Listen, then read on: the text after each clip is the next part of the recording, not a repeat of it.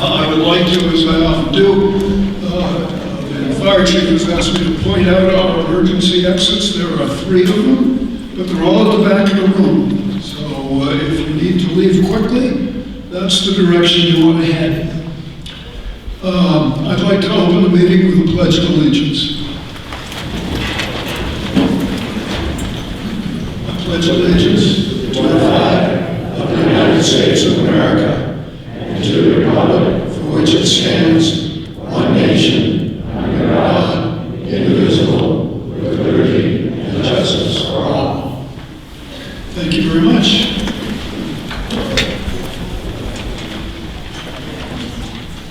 Please welcome the Reverend Kevin Van Brunt, who's pastor of the Melvin Village Church and also the executive director at Camp Sentinel, for tonight's invocation. Hello, neighbors. It's good to see everyone this evening. My name is Kevin, and I serve, as Dan said, at the Melvin Village Community Church. A few weeks ago, there was a need in town. Something popped up, and on behalf of this resident, I petitioned our community for help. I went on a local Facebook platform, and in just 2 hours, there was a bed frame, a mattress, and a bureau for this family in need. Thank you. Our words and our actions impact people. They can build up, or they can tear down. And in the case of this need, they certainly built up in a positive way. It's neighbor helping neighbor.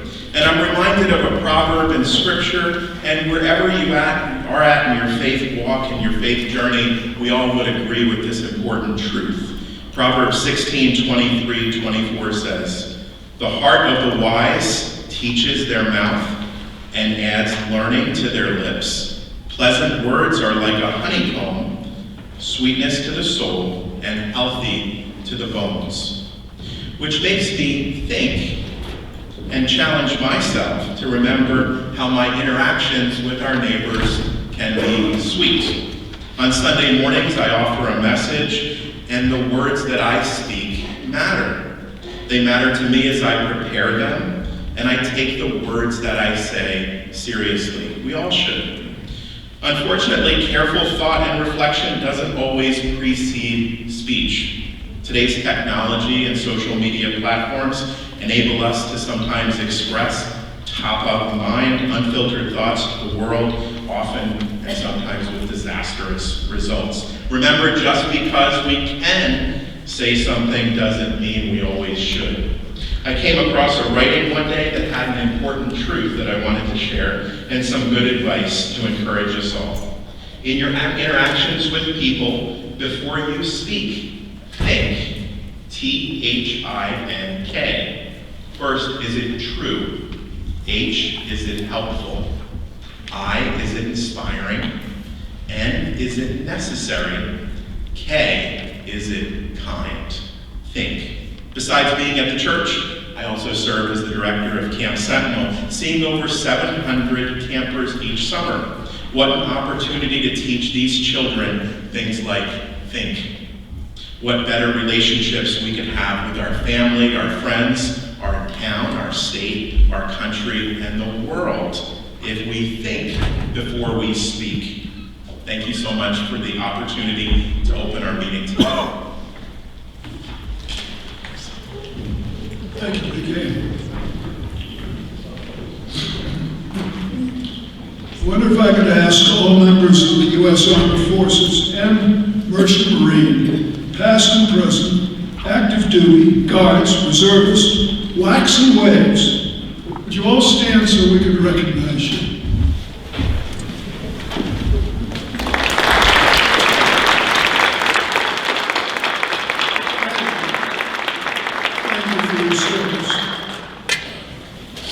Registered voters who have checked in with our ballot clerks back there should have a voting card that identifies them as a registered voter in the town of Tuftonboro.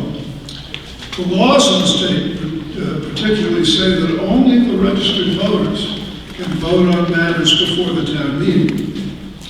I wonder if those guests who are not registered voters would signify by raising their hand. very much. I will depend upon your next door neighbor to keep you from committing a felony. Our supervisors of the checklist have asked me to remind you that this is not a meeting at which they can register new voters. It's not announced for that purpose. Cell phones. Please turn your cell phones to silent or off. I know they're out there. And would appreciate it if you must take a call or make a call, if you would take it into the corridor so as not to disturb the rest of the people here. The rules of the meeting are based on guidelines that are provided by the New Hampshire Municipal Association with some modifications from the moderator, that's me. They're not Robert's Rules of Order or any other established parliamentary procedure. Moderator's rules or decisions can always, remember this, can always be overturned and changed by a vote of the town meeting. For your reference, those rules in large part are printed on the 2020 town report on page 29. But for clarity, I will repeat the rules of this meeting. All discussion should go through the moderator. Only registered Tufton Borough voters are empowered to speak at the town meeting. However, the moderator may ask for permission from the meeting to allow a non-voter to speak. And in fact, there will be at least 2 occasions tonight when I will be asking your permission to ask some non-voters who have pertinent information to the article at hand to speak before the assembly. Only speak once to an article until everyone who wants to speak to that article has had the opportunity. Any amendment, and this is important, any amendment to an article, we ask you to please submit it in writing. We will give you writing materials if you need it. We'll give you time to be able to put your thoughts together. But an amendment to an article, please make it in writing so that we have a record of it and can get your thoughts down exactly. Only one amendment to any motion will be allowed on the floor at any time. If there is a timely motion to end debate, I will ask for a 2/3 majority to agree. But even with such a vote, anyone already standing at one of the 3 microphones will be permitted to speak. A motion to reconsider a previous vote can only be made by a voter who has been voted on the prevailing side of the vote to be reconsidered. It may sound complicated, but if it comes up, I can assure you I'll explain to you. Only a voter who's voted on the prevailing side of an issue may call for a reconsideration vote.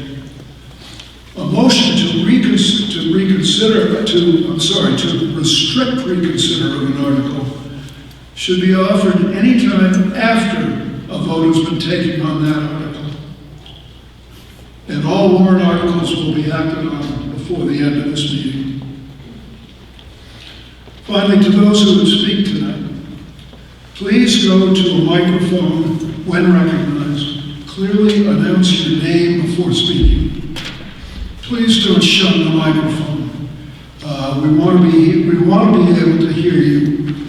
Also, state law now requires that the minutes of our meeting identify anyone who makes a motion or seconds a motion. So it would be helpful to our town clerk if you could help it by announcing your name when you come to the microphone. I would like to welcome Attorney Barbara Loman to our meeting tonight. She's sitting right here in the front seat. She's here in the capacity of town council, and we welcome Barbara. She's been here for previous meetings, and we're very happy to see her again. Sue Wingate is not here, so I'll have to speak for her.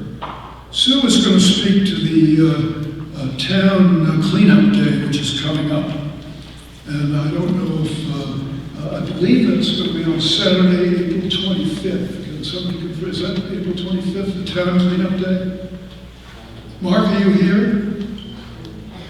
I know you're here, Mark. Thank Is it the 18th? 18th, okay.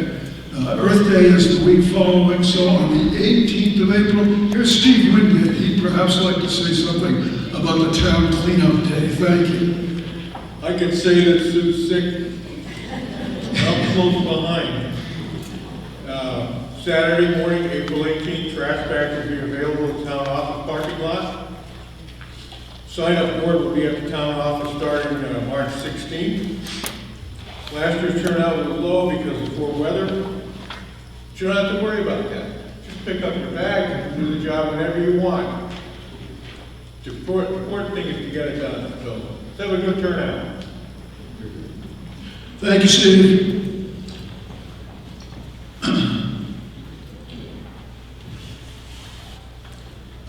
We had an election yesterday, as you know. Before we get into the results of the town election, I wonder if Jack Widmer would give us a brief comment on the results of the Governor Wentworth Regional School District.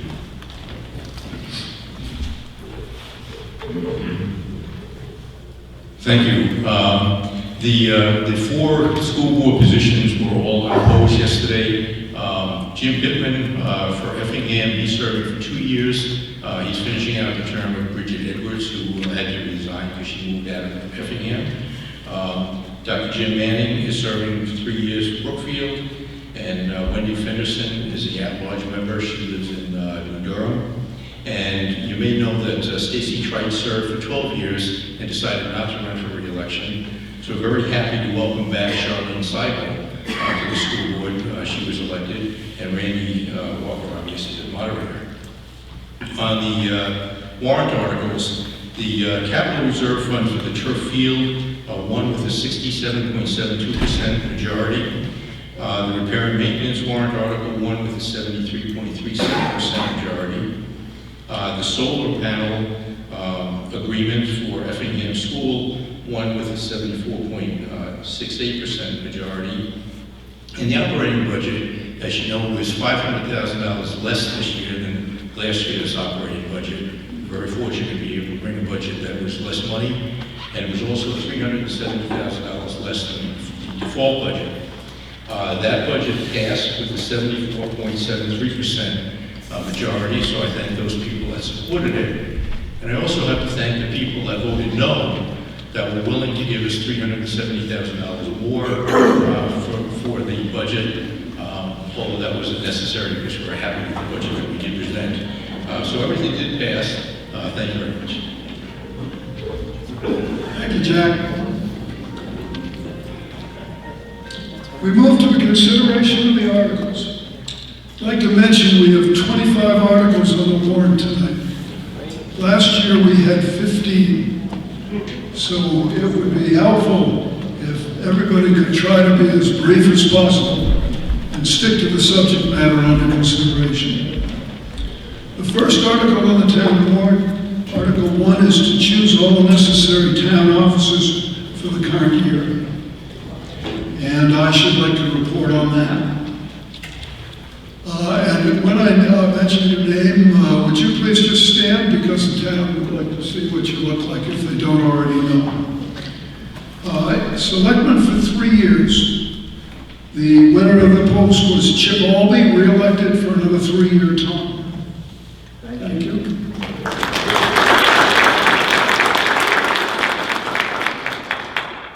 You voted to re-elect once again our town clerk for another 3-year term. I might add that she was once again the largest vote getter yesterday. The tax collector, the number 2 vote getter, Jackie Rollins, has been elected. Our road agent for the next 3 years, Jim Beam, was elected.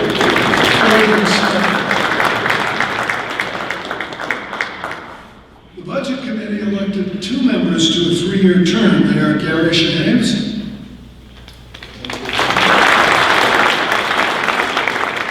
and Gordon Hunt.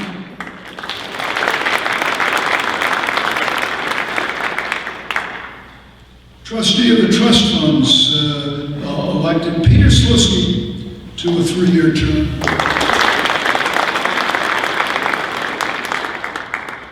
In a remarkable example of a write-in campaign, Guy Pike gained significant support and has accepted a position as cemetery trustee.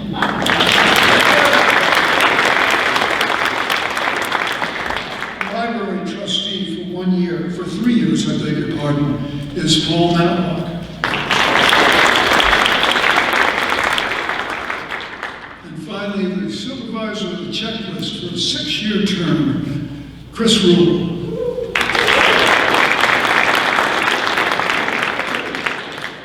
You people also found it necessary to re-elect me as moderator for the next 2 years, and I thank you very much.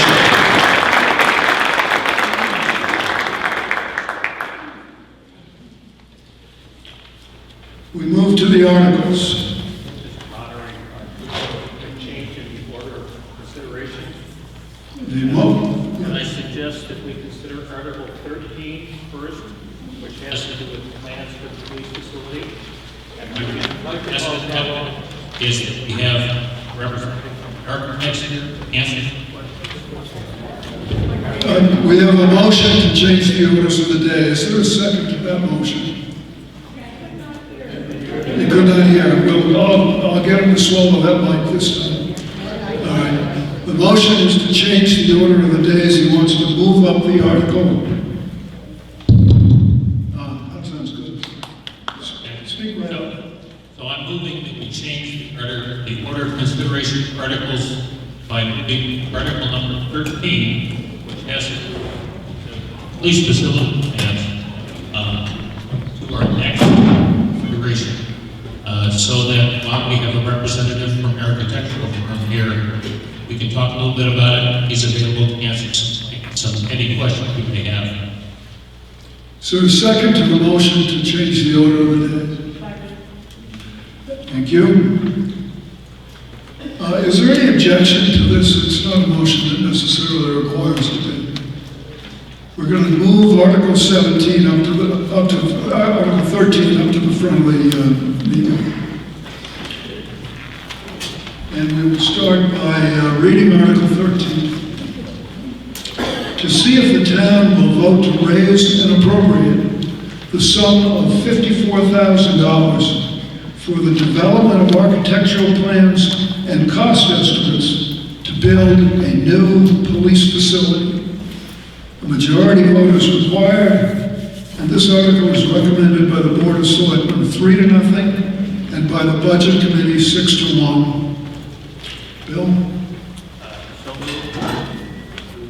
Okay. And you want to introduce? What I'd like to do is start by giving you a little bit of background on the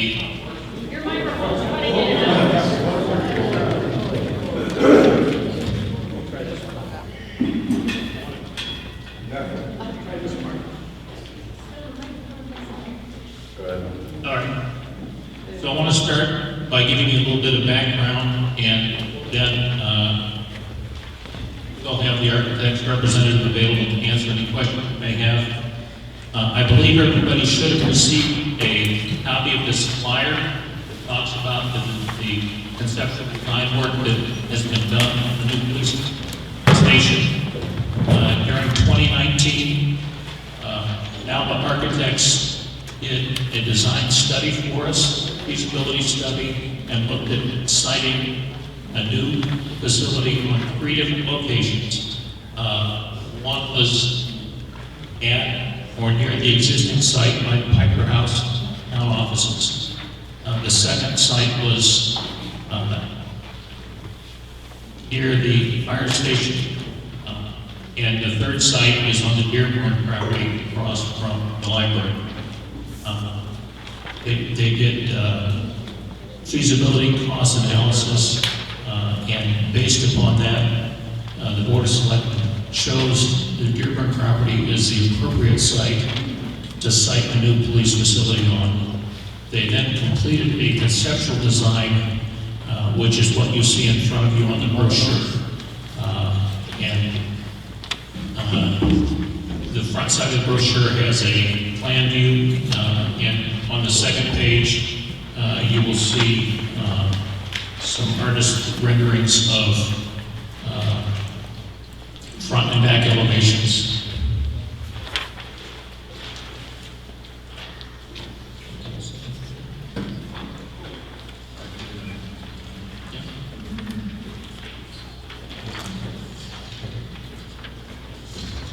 Now, what we are proposing with this article is that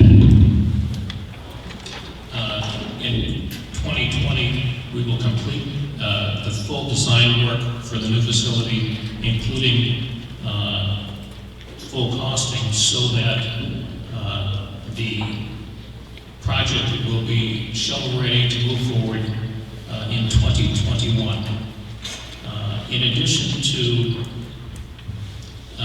discussions and review this evening, we've also set up, as we go through the design process, some additional public meetings on April 6th, June 1st, and July 6th.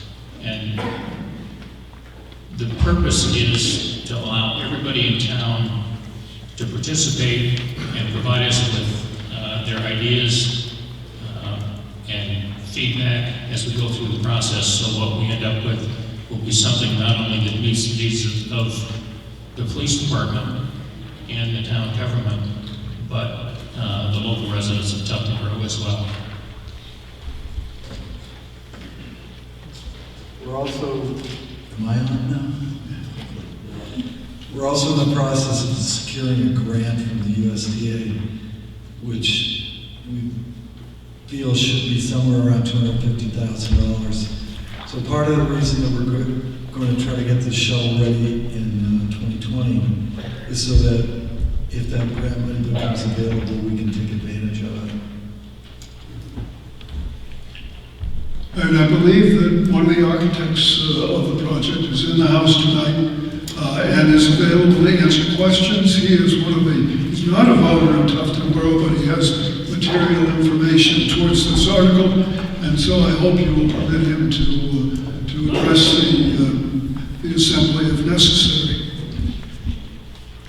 Is there anyone who has any questions or concerns that they'd like to raise? Hi, Paul Thorne. In the overhead view on the back page, it appears as though there's a second building there. Would somebody care to talk about that?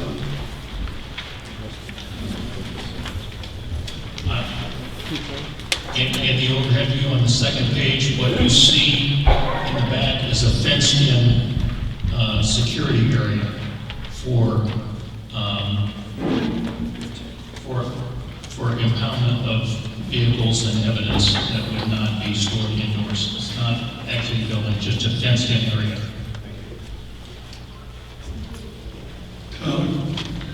I have a question regarding the debt load on this town. If we were to go ahead with this, and I'm not opposing it or in favor of it, I'd like to know what the debt load is and how we expect to service that.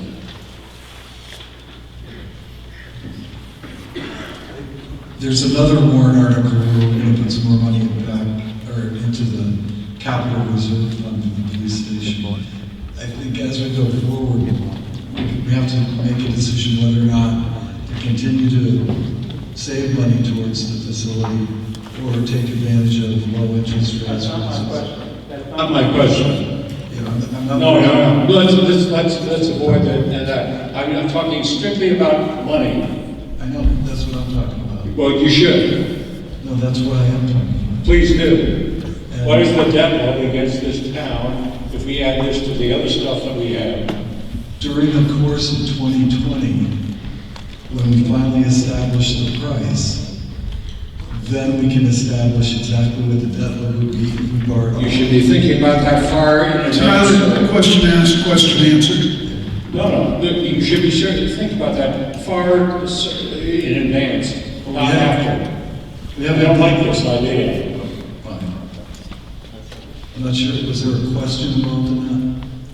No, the question was state it. We have You should been, answer it straightforward. You don't know. we have been working on the final figure for the police station. Okay. That's all it's done.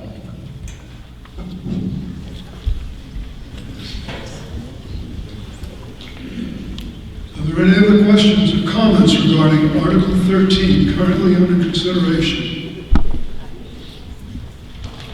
Would you go to the microphone, please? Thank you. Yes, Ann Hackle. I just had a question for Chip, who referenced that grant.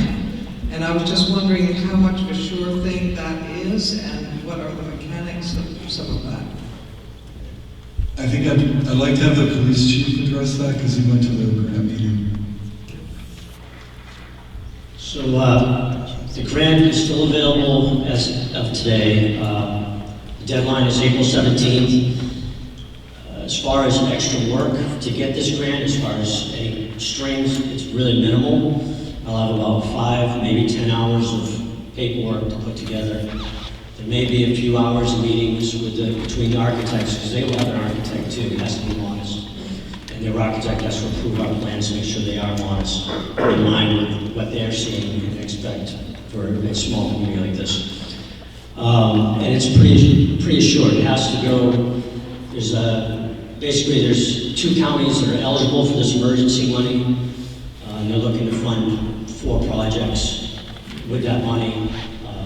It sounded very positive from the representative from the USDA that this is the kind of thing that they want to finance, emergency response within those. It has to do with emergency response grants for mitigation, and emergency response in Carroll, Grafton County is what they're targeting. They're having, this fits right with we fit both from our population and our income. We meet the criteria to qualify, and she was very positive that this is the kind of thing that they're looking to finance. If it's approved, the grant application is on the 17th of April. They review it. If it's approved, they set aside the money, and it's there. It's not like, even though we come next year for the vote, that money is already set aside, so we don't have to worry about 2021 not being in the federal budget. Once it's there, it's going to account for us when we're ready to go forward. And it's pretty short. It's going to be $1 million spent in those 2 counties, and we're one of the projects that they thought would fit the criteria very nicely. So it was very positive. Thank you. Are there any further questions or comments? Yes, George.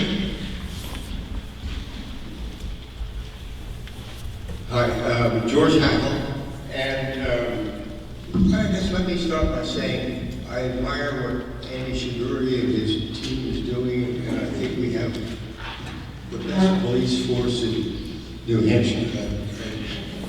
I really admire what they work on. And when I look at the numbers of the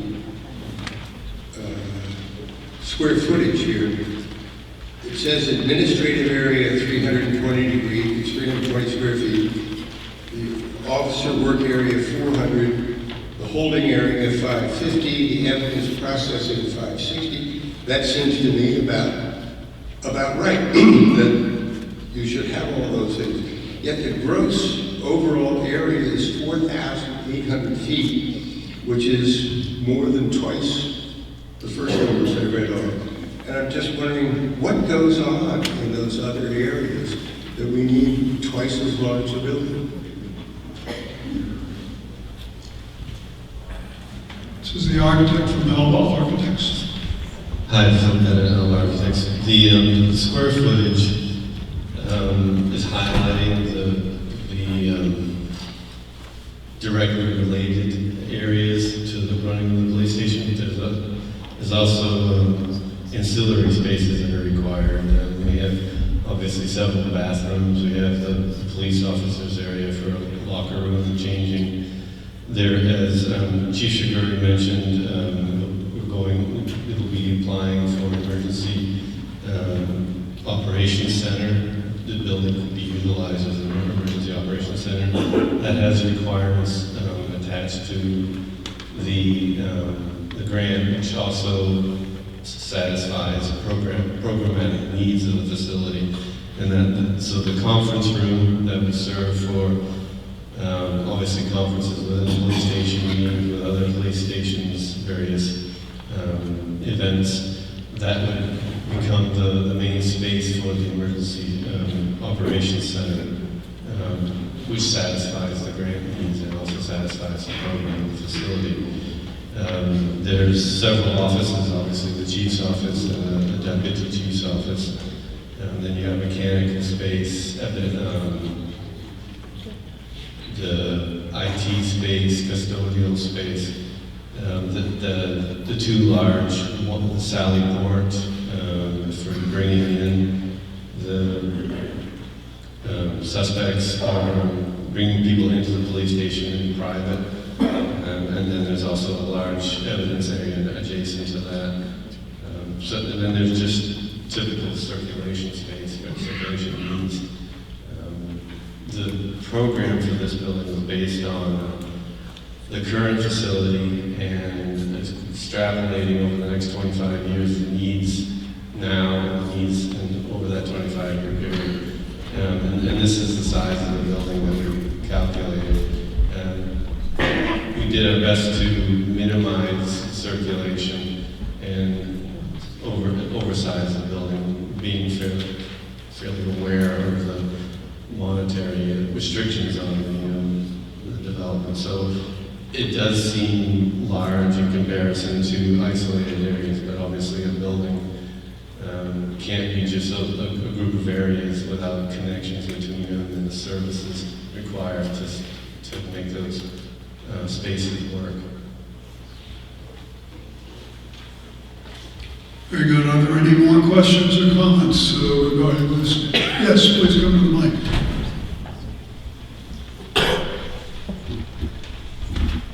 Bob Zimmerman, my question is, where did the $54,000 come from? Is that a firm bid from someone, or is that just a guess? That is a firm price. Firm price from who? From the architectural firm. Okay. And the other question, apparently someone on the budget committee did not recommend this. Why not? Says 6-1 for the budget committee. I don't know who it was that voted against it, so perhaps they can speak to that.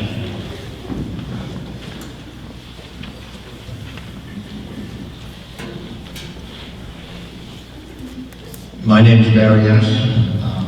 I voted no on it because I have concerns about an ever-expanding police department in a small town with an ever-dwindling number of residents and an older number of residents. And I also wondered if the selectmen have ever looked at other options other than build, and spend, such as contracting the police department out to the Carroll County Sheriff's Department.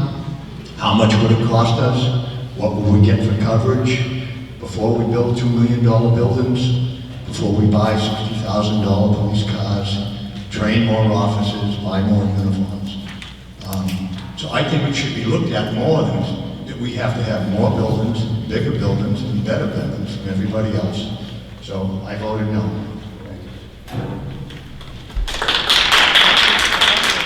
Any other questions or concerns regarding Article 13 currently under consideration?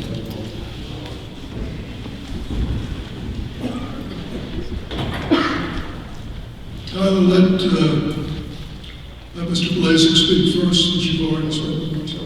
I have a question about the holding cells. If you have someone you pick up on the street and you bring in, you have one holding cell. What if you have one male, one female? And if you have a female person you had in a holding cell, do you have to have a female officer on duty at the time?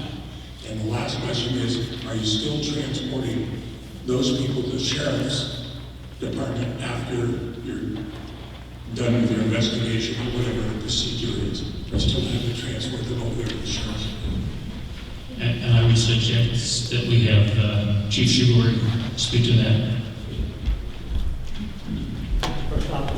Transport people to the sheriff's office? That's not what happens. And if you only have one officer on, if you have a female arrestee, you have to deal with it professionally. We have recordings on our cruisers. This is for somebody who's compliant, need to be detained in a safe way temporarily while they wait for their ride, etc.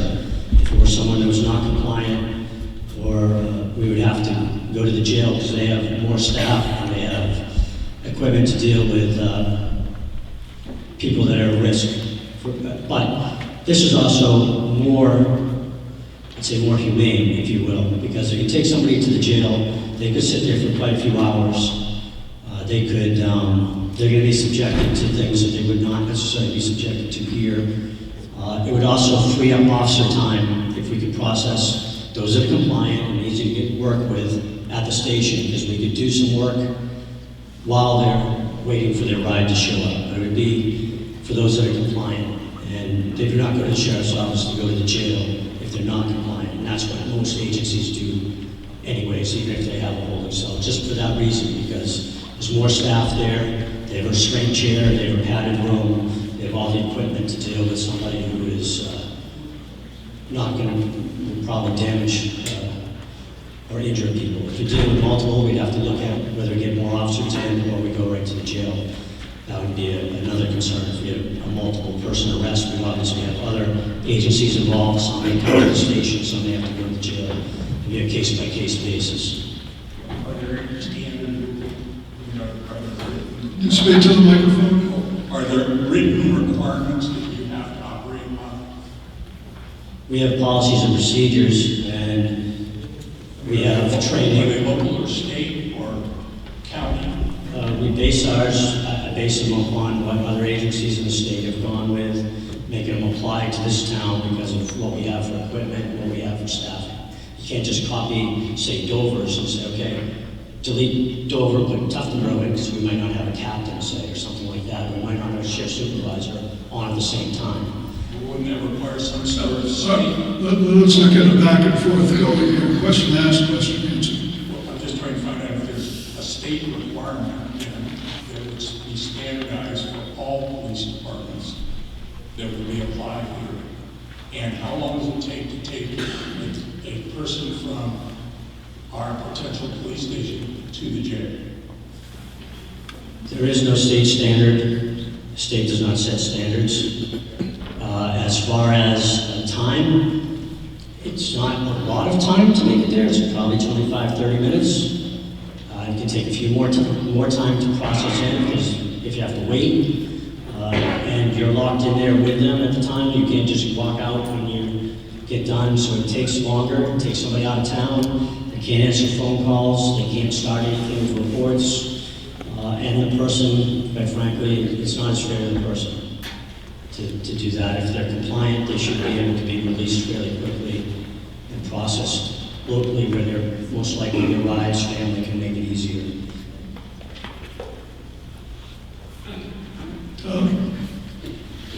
My comment is this. Obviously, the chief has done a wonderful job through the years.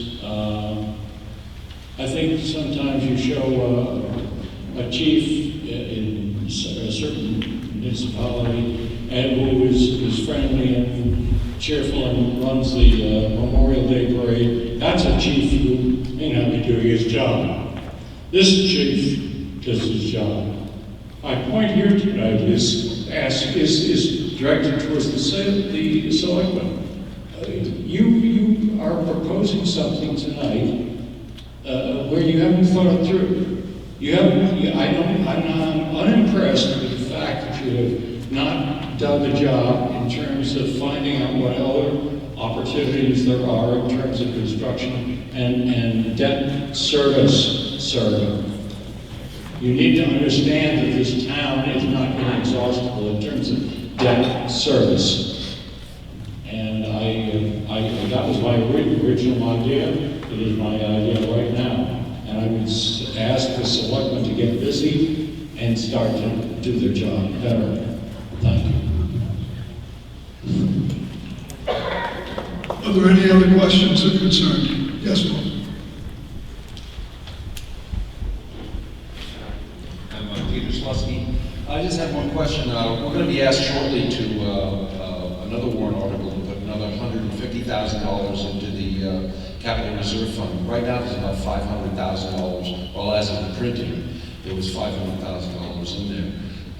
When it does come time to vote on the final approval for the police construction project, will the amount of money that remains, as far as you know, to the best of your ability, require a more than a majority threshold to vote it into place?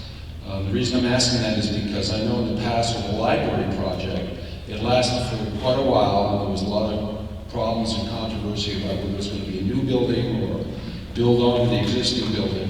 And because of that, a lot of money was spent out of the capital reserve fund for ongoing architectural plans and other things of that nature. Now you're asking us to vote $54,000 for these plans, and that's a reasonable amount of money for what project is going to be happening. But I just don't know if there can be any kind of a guarantee, I know you can't really do that, but any kind of a assurance that down the road, we're not going to ask for another $25,000 or $30,000 for architectural plans and new plans for a police station that has not been actually voted, into the construction phase. So, two-part question. One is, will it require more than a majority, like 2/3, or with the remaining amount? And should this be it as far as the planning portion of the project is concerned? Let me try and take those questions in order.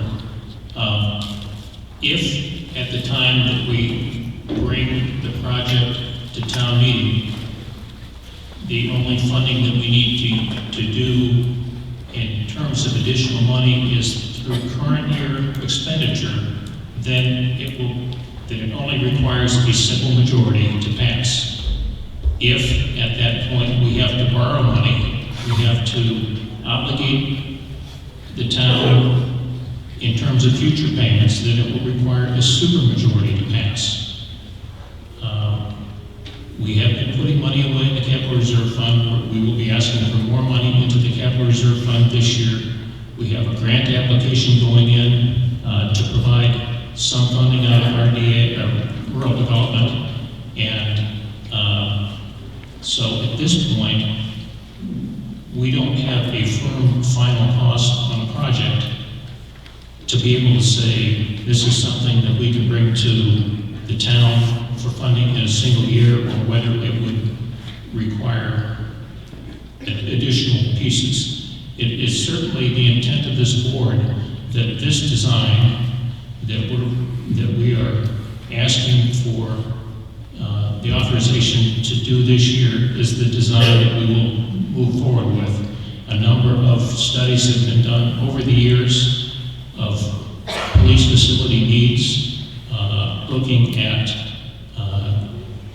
among other things, expanding the existing area at the town offices, building a new facility adjacent to the town offices, building a new facility over on the Gould property near the fire station, as well as the site that we have selected.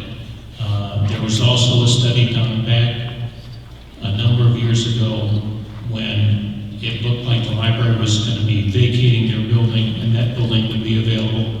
There was a committee that got together and looked at conversion of that building into a police facility. So the need has been looked at from a number of different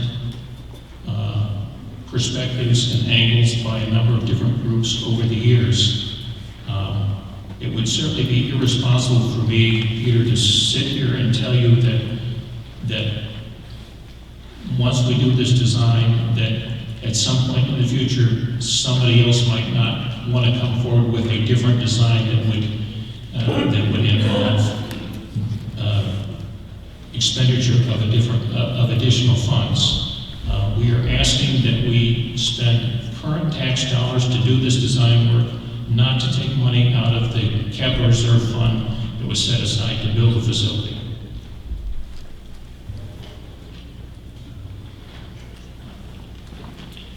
Another question from Dick Carey, go ahead. Yeah, Dick Carey, architect. I'm reluctant to prolong this discussion, but there are several things which have come to my attention which I would like to speak to.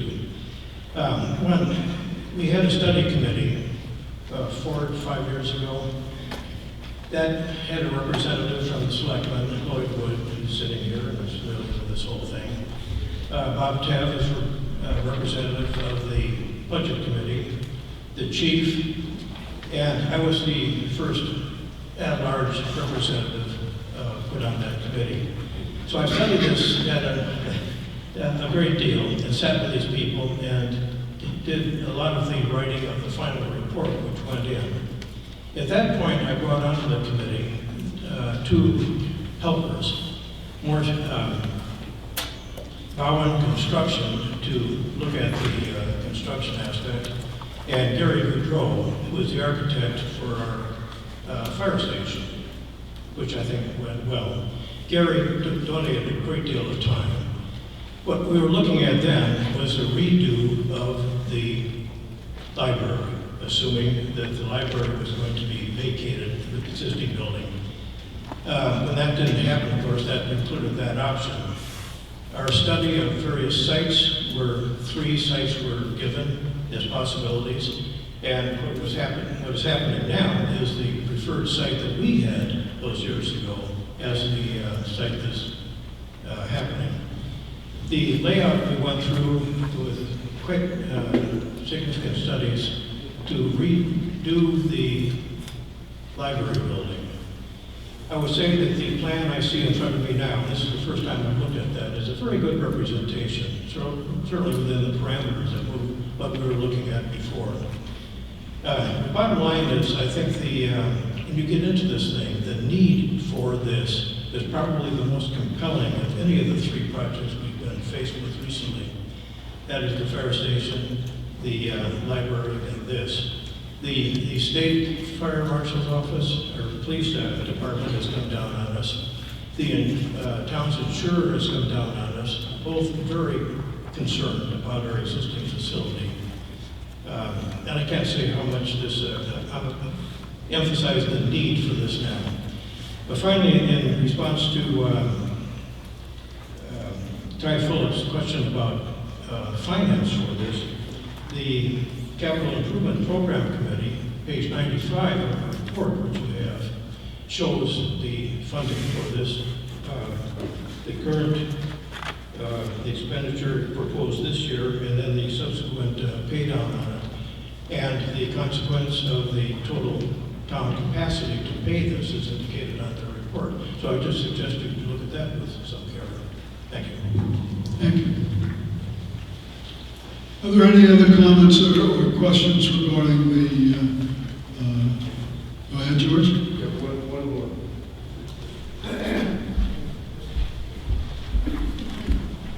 Not to bear down on my point too much, but the plan here says we have a valley court, a large evidence room, a processing room, a small evidence room, and an evidence processing room. If I look at it roughly, it takes up about 1/3 of the building. And I just don't see that we need all that space. We're a nice small town. I don't notice any major problems going around that need this much space, this much effort, this much expense to control us. So I just think we need a smaller building. Yeah, I'd like to just remind everybody that this is the reason why we're having at least 3 public hearings on this facility going forward, starting in April. Because we understand that there's going to be a lot of public input. And that's the venue where we can flesh out your concerns and others' concerns. Are there any other questions concerning the article? I'm sure you've heard too much from Hackles. But I have one further question, and that regards the choice of architect in the process. And was it competitive bid? And how did you arrive at choosing this particular plan and these particular people and the resultant price for the plan? It was a competitive bidding process. I forget the total number of architectural firms that bid, but I think it was somewhere around 7. Our choice of this architectural firm was not solely based on price, but also on their presentation of the sort of building and the building process that they were going to do. I think I mentioned, I'm sure I've mentioned many other times, any of these projects that we do from the selectmen's point of view are going to go out on the street for a public bid. The pricing or the cost is within the bid range that they presented originally with us, and we're currently gathering, or they're gathering, information about the building cost itself. So we'll have those figures as well. And those figures are going to change. I mean, there's no way to solidify the actual price of the building today. I don't know if anybody has been building anything lately, but building pricing, material prices are fluctuating wildly, so we are on top of that as well. Mr. Moderator? I'd like to remind, yes, My name is Lloyd Wood. I've been involved in my law enforcement career in 4 buildings. Before I voted, I went and checked with the top 3 vendors that submitted bids. One of the questions I asked, if you're a selectman from East Overshire, knowing what you know now, would you hire this company again? The 3 places I checked, 2 of them said, yes, we're planning on using them again. The 3rd one said, sure. So I voted my head and my conscience. I'll recognize you in a moment. I just want to remind you we are talking about an article concerning the design cost of the building, and I don't think it's appropriate to get too far into the actual cost of the building, which hasn't been designed yet. Sir?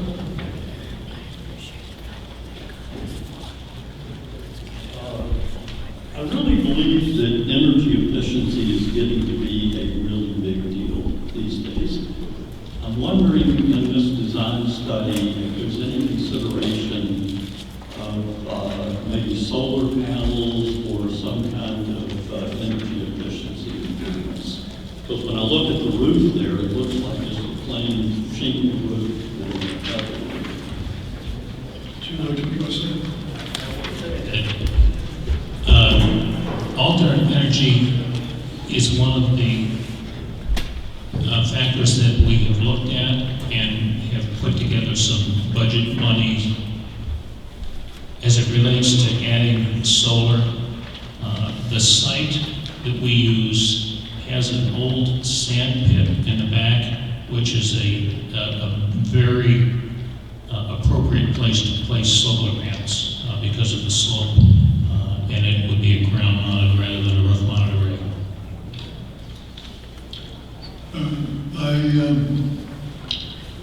Paul Thornton.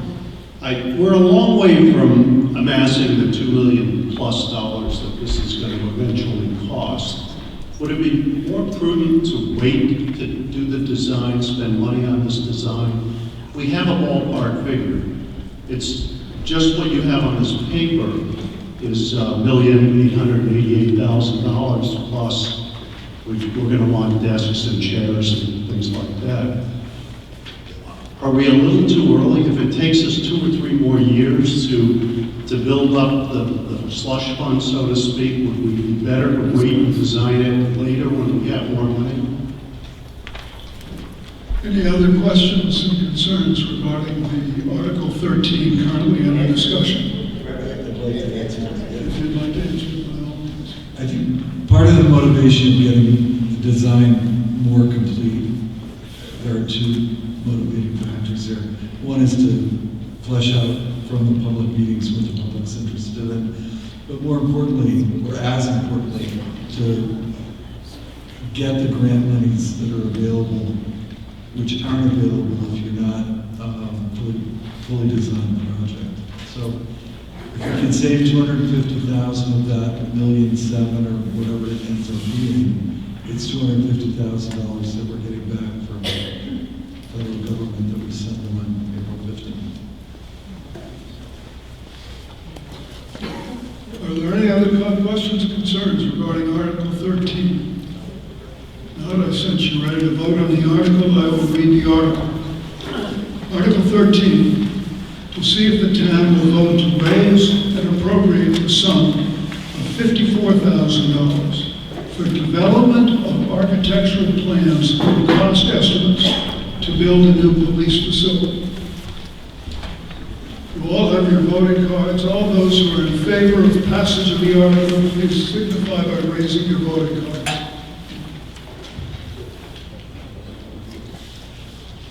All those opposed, please signify in a like manner. Clearly, the ayes have it, and I declare the Article 13 passed.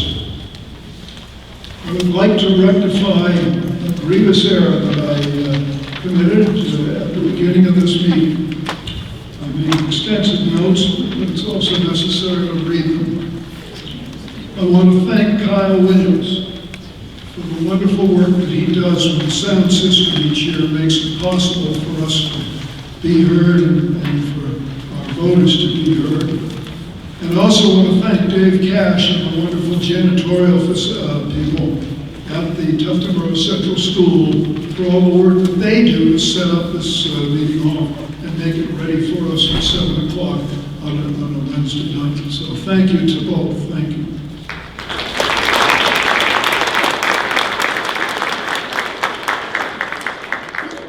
Move on to Article 2, as printed in your warrant.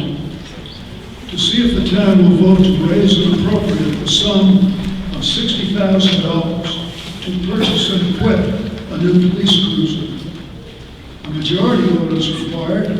This is recommended by the Board of Selectmen 2-1 and by the Budget Committee 4-3.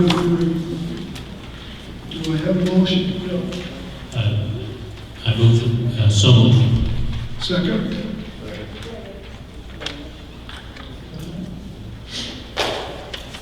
Bill, would you like to speak to the article? So for many years, the town of Tufton Borough has been on an 8-year replacement cycle for police vehicles. Last year, the vehicle that we are proposing to replace now reached the 8-year mark, and we deferred putting it on the warrant because of other capital commitments that we made in 2019, trying to level out the impact on taxpayers. So this cruiser is now 9 years old, and does not have reliability issues today, but I would suggest that we're better served by continuing to replace vehicles on a scheduled basis rather than waiting until we have a big problem with it. Are there any questions or comments concerning Article 2?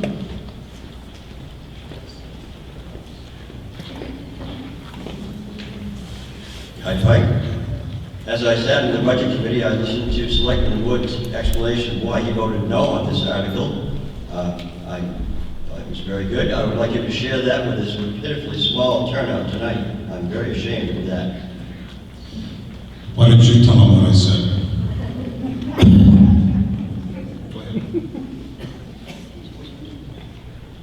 Chief, with your experience and your verbal acumen, I would prefer that you do it. My comment was, we have low mileage on the 4 cruisers we currently have. It was about 112, it's 134 now.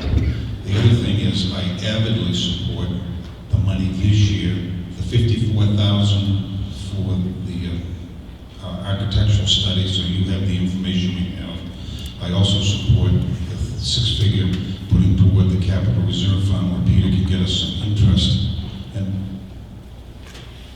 I just think it's, we have 4 officers, we have 4 cruisers, and the thing that put it over the top was in the last year and a half, we've had 14 months where we had 2 cars not on the road. Thank you. Any more questions concerning this regarding Article 2? Andy? Yeah, so in regards to that, that's why we deferred another year. Didn't get one last year. That's the 14 months was used there. The oldest vehicle in the fleet now is 118,000. We put between around 15,000 a year on each vehicle. That's the highest we've ever, at 118, that's the highest we've had in the 21 years I've been here. We haven't gone that high. With 118,000 and 15,000, we're talking, and that was like a week ago, the 118,000. We're talking we'll probably over 132,000 if we wait another year, probably closer to 135 by the time, if we voted next year and got a replacement, because it's gonna, if we voted and approved it, ordered it, it's gonna take some time. We wouldn't have it available until probably August. Delaying it for another year, 4 or 5 months, we've run the risk of major something going wrong and having to spend more than the vehicle's worth to fix it because we'll be short vehicles. Right now it's running good, there's nothing major, but it's the highest we've gone. And in most places have replaced them before they get to this age and time. We're fortunate in that there is a sign to everybody, so they're not hot seating the cars or motor pool in the cars where they're always driving 24/7, and that puts on a lot of mileage. And some other towns, they'll only last 2 years, 3 years. You know, there's 2 factors: the mileage. It also has 5,300 hours on the engine. That's usually figured about 32 miles per hour. So you're actually talking close to 160,000 miles on the wear and tear on the vehicle. It also puts us dangerously close to needing, if we put this off another year, we could be in the spell of having to go the next year getting another vehicle, because we've got one with 70, one with 63, one with 70,000 has 4,800 hours on it. So we're going to be climbing up, because next year that one will have probably close to 85,000. We'll be close to really putting ourselves in a process where we need Jim to get car after car for a few years to get us back on cycle to have reliable vehicles that aren't going to be major maintenance issues too. Any other comments or questions regarding Article 2? Sorry to keep getting up, but one of our neighbors to the south leases police cars. I wonder if you've looked into leasing police cars. And I wonder if you could give us the age of the other three cars. I've looked at it in the past for leasing. It's not, we're not saving anything, you're spending the same. The way it works out for leasing, places that really see success with that, say they have to buy 4 or 5 vehicles in a year, well, it's obviously cheaper to lease than trying to buy one. At the end, you pay $1, and the lease has an escape clause in it. Your lease includes the equipment and all the other stuff, but you're still paying a fee on that. You're paying, I don't know what that fee is, maybe 3%, 4% interest, or they call it a lease fee of some sort. So I hope that answers that question. I don't think it's any cheaper to do that. It's cheaper if you need to buy a number to get the price and cost down that year, but it's not cheaper, I think, in the scheme of overall long term. As far as the other vehicles, we bought this one we bought in 2011. 2011. The next one was 2013. Next one was 2015, 2017. This is 2012. It was bought after the 2012s were released. So it was bought late in the year. In the 2015 was the same sort of thing. We couldn't order them. Depends on when they closed the orders on that particular model. So that's a 2016 model year, but it was bought in 2015. Bought after September, August when they came out with that model year. So we've gone on a cycle since even before I got here of a car every other year, 21 years ago. So But we've gone out of that now because we did have a break where we were short of staff and officers, but we're back up to running the miles up again. We're fully staffed, so we're going to be looking at, and the other part of that is getting a newer vehicle back under warranty. We're hopefully not going to have major repairs. Something that's not necessarily shown in the budget necessarily, but it is some concern of mine.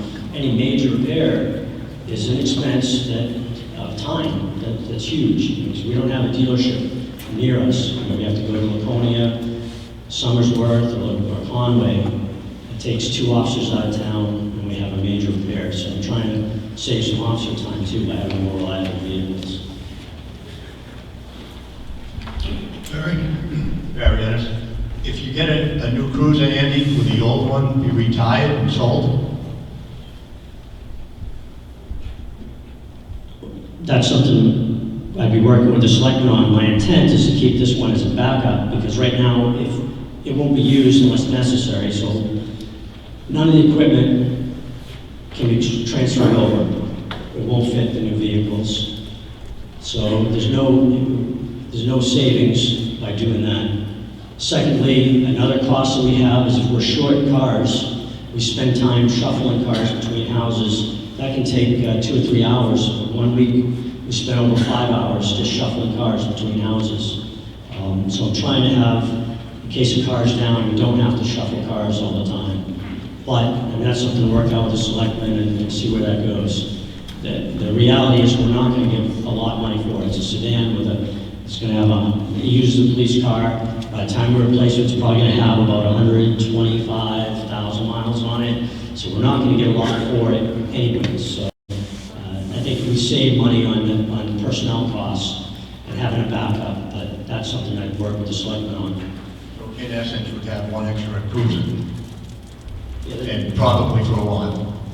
So next year, yeah. And then, but that's not unheard of. A lot of departments do have a spare in case something breaks down, or you have one that gets in an accident or is held as evidence for some process. I just had a training today. They talked about it. Agency that had 2 held for over a day as evidence, and could have been longer.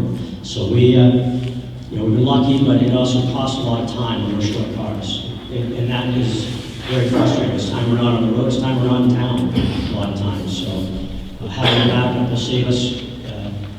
It's kind of a hidden cost. It doesn't show up in the budget, but I see it when we're spending 2 or 4 hours, 5 hours on week just shuffling cars. That, we're paying for that. Sometimes we're paying overtime to make this happen. Make sure people are able to respond when they need it. I showed up tonight in a truck with 196,000 on, so you'll probably have that car for quite some time.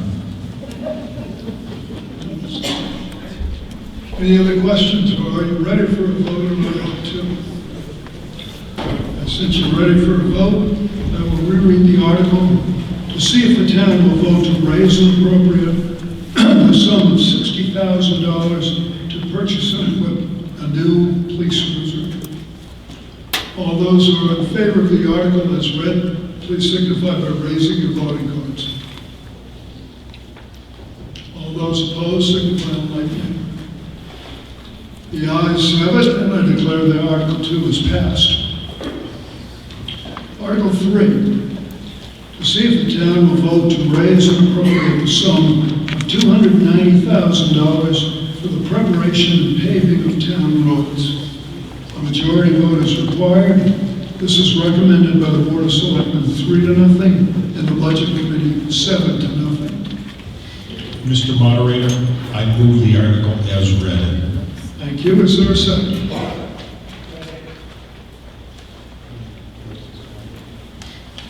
Lloyd, would you like to speak to the article? This is the normal warrant article that we do every year for preparation of paving and paving of roads. Are there questions or concerns regarding Article 3? Ready to vote on Article 3? I shall reread the article one more time. Article 3, to see if the town will vote to raise and appropriate the sum of $290,000 for the preparation and paving of town roads. All those in favor, please signify by raising your voting cards. All those opposed, please in a like manner. The ayes have it, and I declare Article 3 is passed.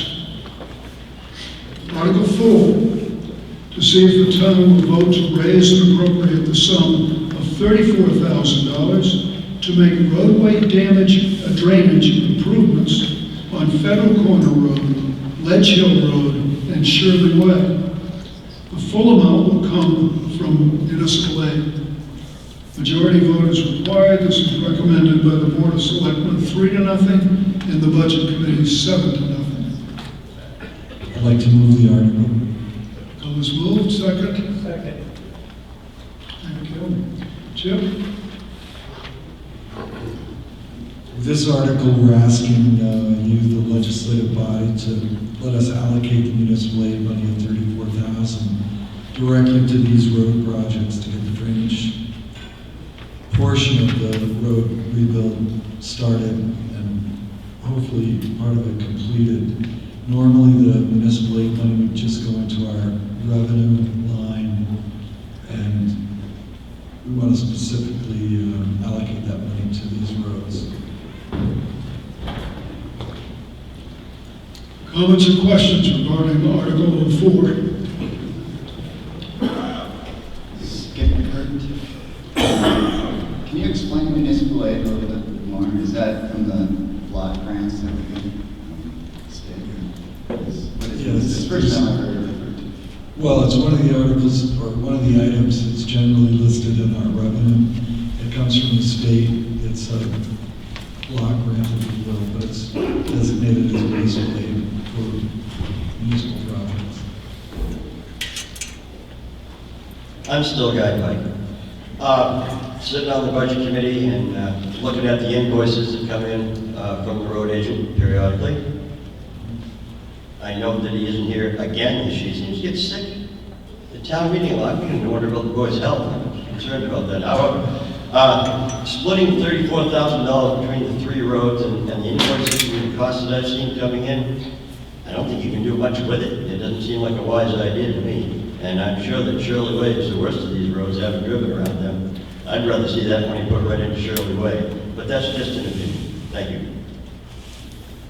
Although I didn't hear a question in that, the reason we have this warrant article before you, it's not the only money we're going to be spending on those roads, but in order to spend this money directly on those roads, we need to ask for permission. Any other questions or comments regarding Article 4?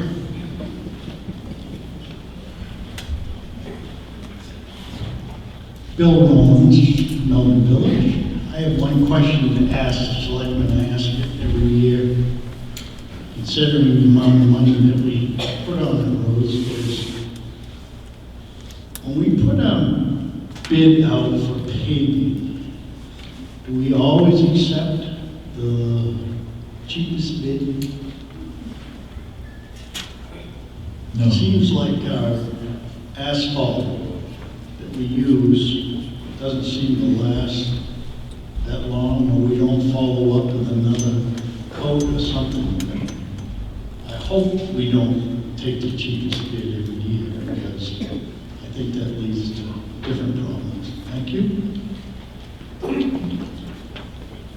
Are there any further comments or questions regarding Article 4, which has to do with roadway drainage improvements? Not hearing any more questions. I see you're ready to vote. I'll read the article once more. Article 4, to see if the town will vote to raise and appropriate the sum of $34,000 to make roadway drainage improvements on Federal Corner Road, Ledge Hill Road, and Shirley Way. The full amount will come from municipal aid.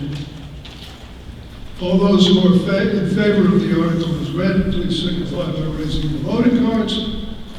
All those opposed in a like manner. The ayes have it. Article 4 is declared passed. Article 5, to see if the town will vote to raise and appropriate the sum of $34,000 for the second and final phase of the 19 Mile Bay Beach Improvement Project. Majority vote is required. This is recommended by the Board of Selectmen 3-0, and the Budget Committee 7-0. Mr. Moderator? Yes. I move the article as read. Please move. Second. Article second. Lloyd, you would speak to it. Second. This is the last half of the project. It's down around the town beach. The selectmen got engineering studies done, also worked with the Conservation Commission, run by Steve Wingate, and also Dennis Salombo, the rec director. And what it is to make that environmentally safe. The special sand that has to be used. There was a ramp that was put in for access ice fishermen, and this is the remaining project amount. Thank you. Any comments or questions regarding Article 5? Yes. Hi, Rose Lacefield. I use 19 Mile Bay a lot, and I go down there frequently in the wintertime.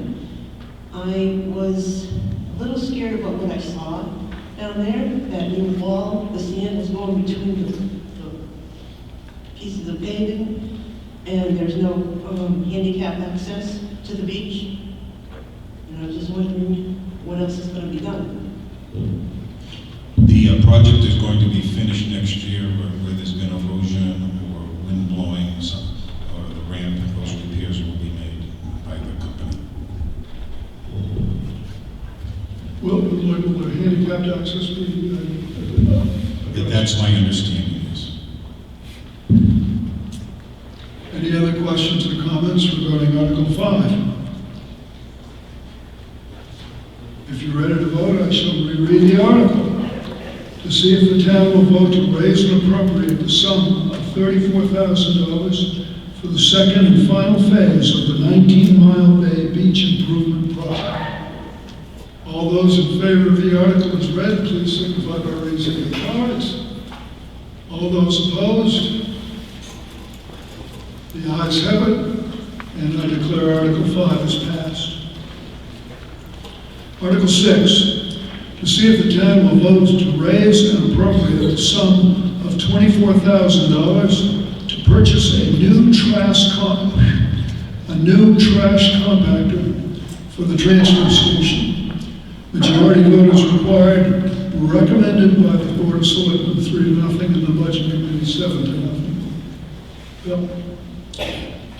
Mr. Moderator, I move the article as presented.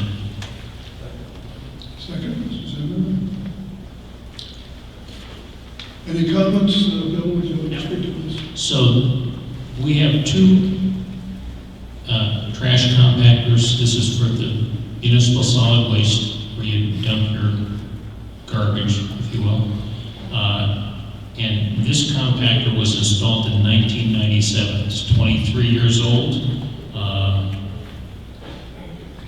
Back in 2012, we did some major repair work on it to restore it to operating condition. The normal expected life for these compactors is about 15 years. So we have gotten more than our money's worth out of this.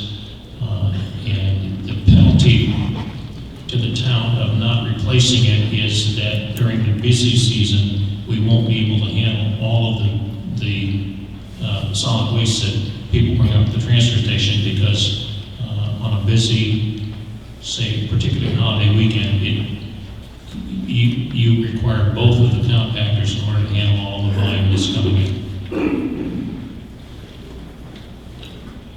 Any questions or concerns concerning the Article 6?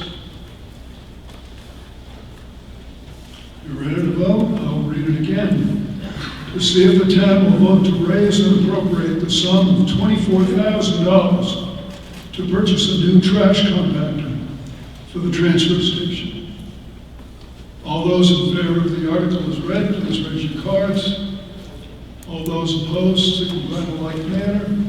The ayes have it, and I declare Article 6 passed. Article 7, to see if the town will vote to raise and appropriate the sum of $11,750 to purchase a vertical baler for the transfer station.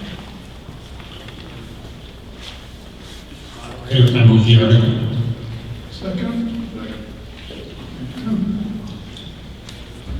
So this baler is one of the pieces of equipment that we use to bale corrugated cardboard that we recycle.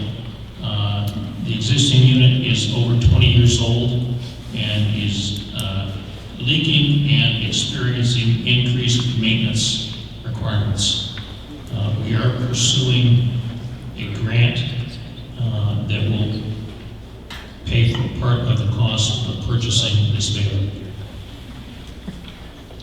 Any questions or comments regarding Article 7? If so, I'm ready for a vote. I will reread the article. I do this because it's required by statute. I just want you to know. To see if the town will vote to raise and appropriate the sum of $11,750 to purchase a vertical baler for the transfer station. Majority vote is required. It's recommended by the Board of Selectmen 3-0, and the Budget Committee 7-0. All those in favor of the article as read, please signify by raising your cards. All those opposed, signify in a like manner. The article is declared passed. Thank you. Article 7 is passed. Article 8, to see if the town will vote to raise and appropriate the sum of $124,625 to pay a third installment toward the fire truck acquired in 2018 as approved by the voters pursuant to Article 6 of the 2018 town meeting.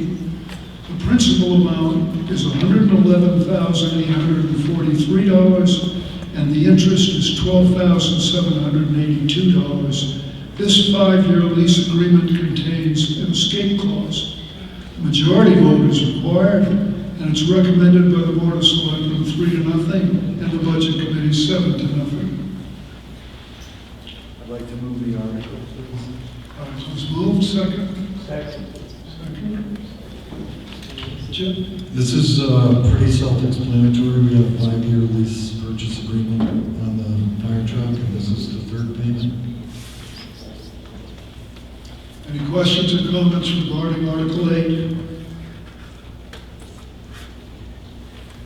If you're ready to vote, I will reread the article. Article 8, to see if the town will vote to raise and appropriate the sum of $124,625 to pay a third installment towards the fire truck acquired in 2018 as approved by the voters pursuant to Article 6 of the 2018 town meeting. The principal amount is $111,843, and the interest is $12,782. This 5-year lease agreement contains an escape clause. All those who are in favor of the article as read, please raise your voting cards. All those opposed, signify in a like manner. The ayes have it. I declare Article 8 is passed. Article 9, to see if the town will vote to raise and appropriate the sum of $89,318 to pay a fifth and final installment towards the ambulance vehicle and rescue truck acquired in 2016 as approved by voters pursuant to Article 6 and 7 of the 2016 town meeting. The principal amount is $87,105, and the interest is $2,213. This 5-year lease agreement contains an escape clause. Majority vote is required, and it's recommended by the Board of Selectmen 3-0, and the Budget Committee 7-0. I'd like to move the article. Bill is moved, second. Thank you. This is the final payment on the ambulance, and if you check your CIP report on page 94, you'll see that there's been no discussion about replacing it. So we'll have to wait for the fire chief to come forward with a replacement sometime in the next few years. I'm sure he'll have something, but this will finalize the purchase of this ambulance. and rescue truck. Are there any questions or comments regarding Article 9? If you're ready to vote, I will read the article. To see if the town will vote to raise and appropriate the sum of $89,318 to pay a fifth and final installment towards the ambulance vehicle and rescue truck acquired in 2016 as approved by the voters pursuant to Articles 6 and 7 of the 2016 town meeting. The principal amount is $87,105 and the interest is $2,213. This 5-year lease agreement contains an escape clause. All those in favor of the article as read, please signify by raising their cards. All those opposed signify in a like manner. The article is passed. Thank you. I declare Article 9 is passed. To see if Article 10, to see if the town will vote to raise and appropriate the sum of $20,000 to be deposited to the previously established Milfoil Expendable Trust Fund. A majority vote is required. This is recommended by the Board of Selectmen 3-0 and the Budget Committee 7-0. Mr. Moderator, I move the article. Second. Thank you. Bill. So in 2011, when the town of Tuftonboro got involved in milfoil control, we established the Milfoil Expendable Trust Fund. And part of the reason that we established it at that time had to do with receiving grant money from the state.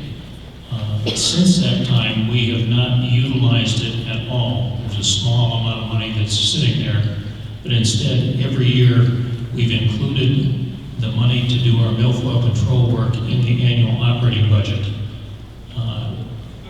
We budget based upon the state's recommendation in the fall, and then we actually do work the following year based upon the conditions in the lake during that summer. So some years we'll budget $20,000 and we'll spend close to $20,000. Some years we'll budget $20,000 and milfoil isn't bad at all, and we'll spend $3,000 or $4,000. By moving the money into the expendable trust fund, then that money doesn't just sunset back into the undesignated fund balance at the end of the year, and the only time we have to budget additional money in is to replenish what we need in the trust fund to handle the next year's anticipated harvesting. It does a better job at leveling out the money requirement from year to year. Other questions and comments regarding Article 10? Seeing none, I see you're ready to vote. Article 10 is to see if the town will vote to raise and appropriate the sum of $20,000 to be deposited to the previously established Milfoil Expendable Trust Fund. All those who are in favor of the article as read, please signify by raising your voting cards. All those opposed in a like manner, the ayes have it. I declare Article 10 is passed.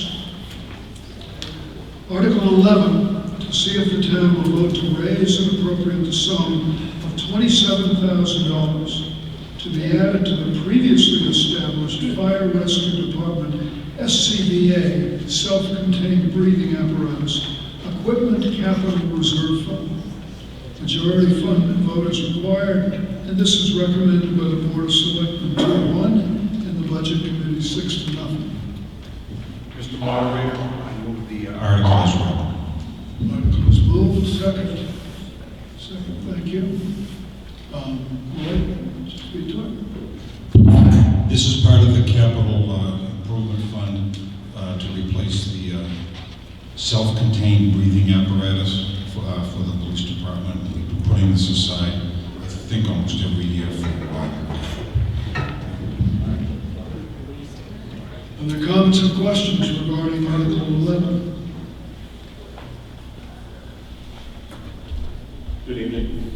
Just to correct Mr. Wood, it's for the fire department. As far as self-contained. Sorry. And if anyone has any questions, I'll try to answer them for you now.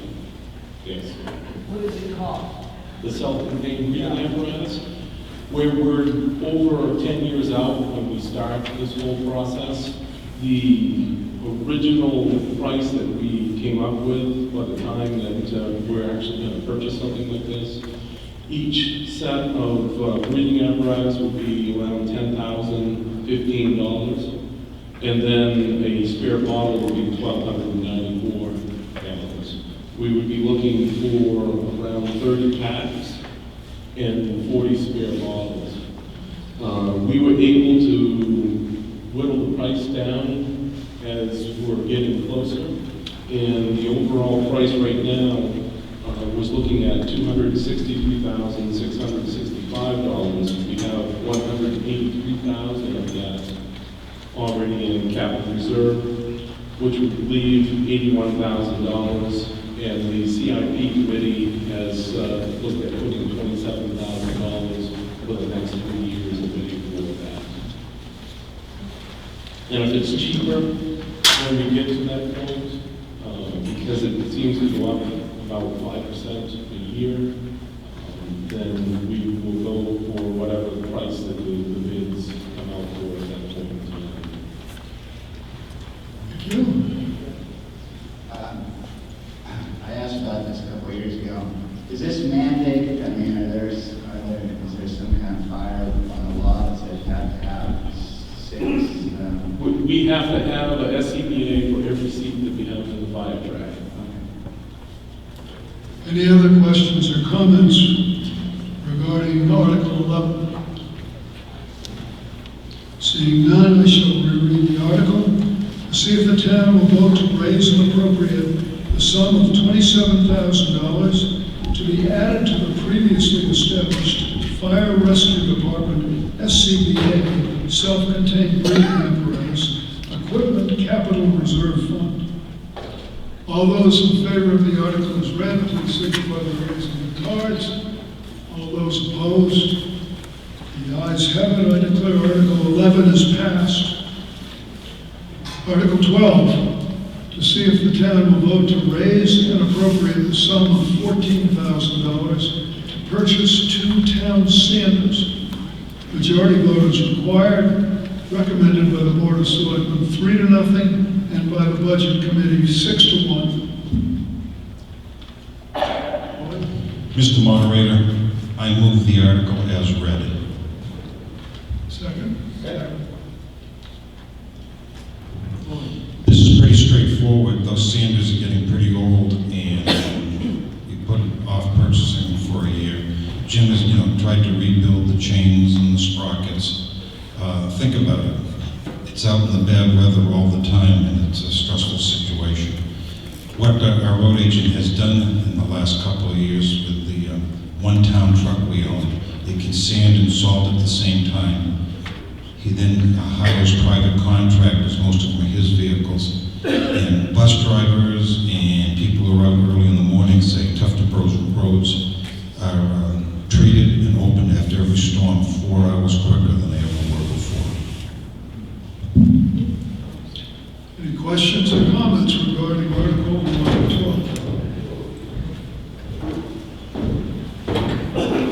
If you're ready to vote, I shall read the article to see if the town will vote. I'm sorry. Bob Murray. Now, these sanders are going to be used in town-owned vehicles.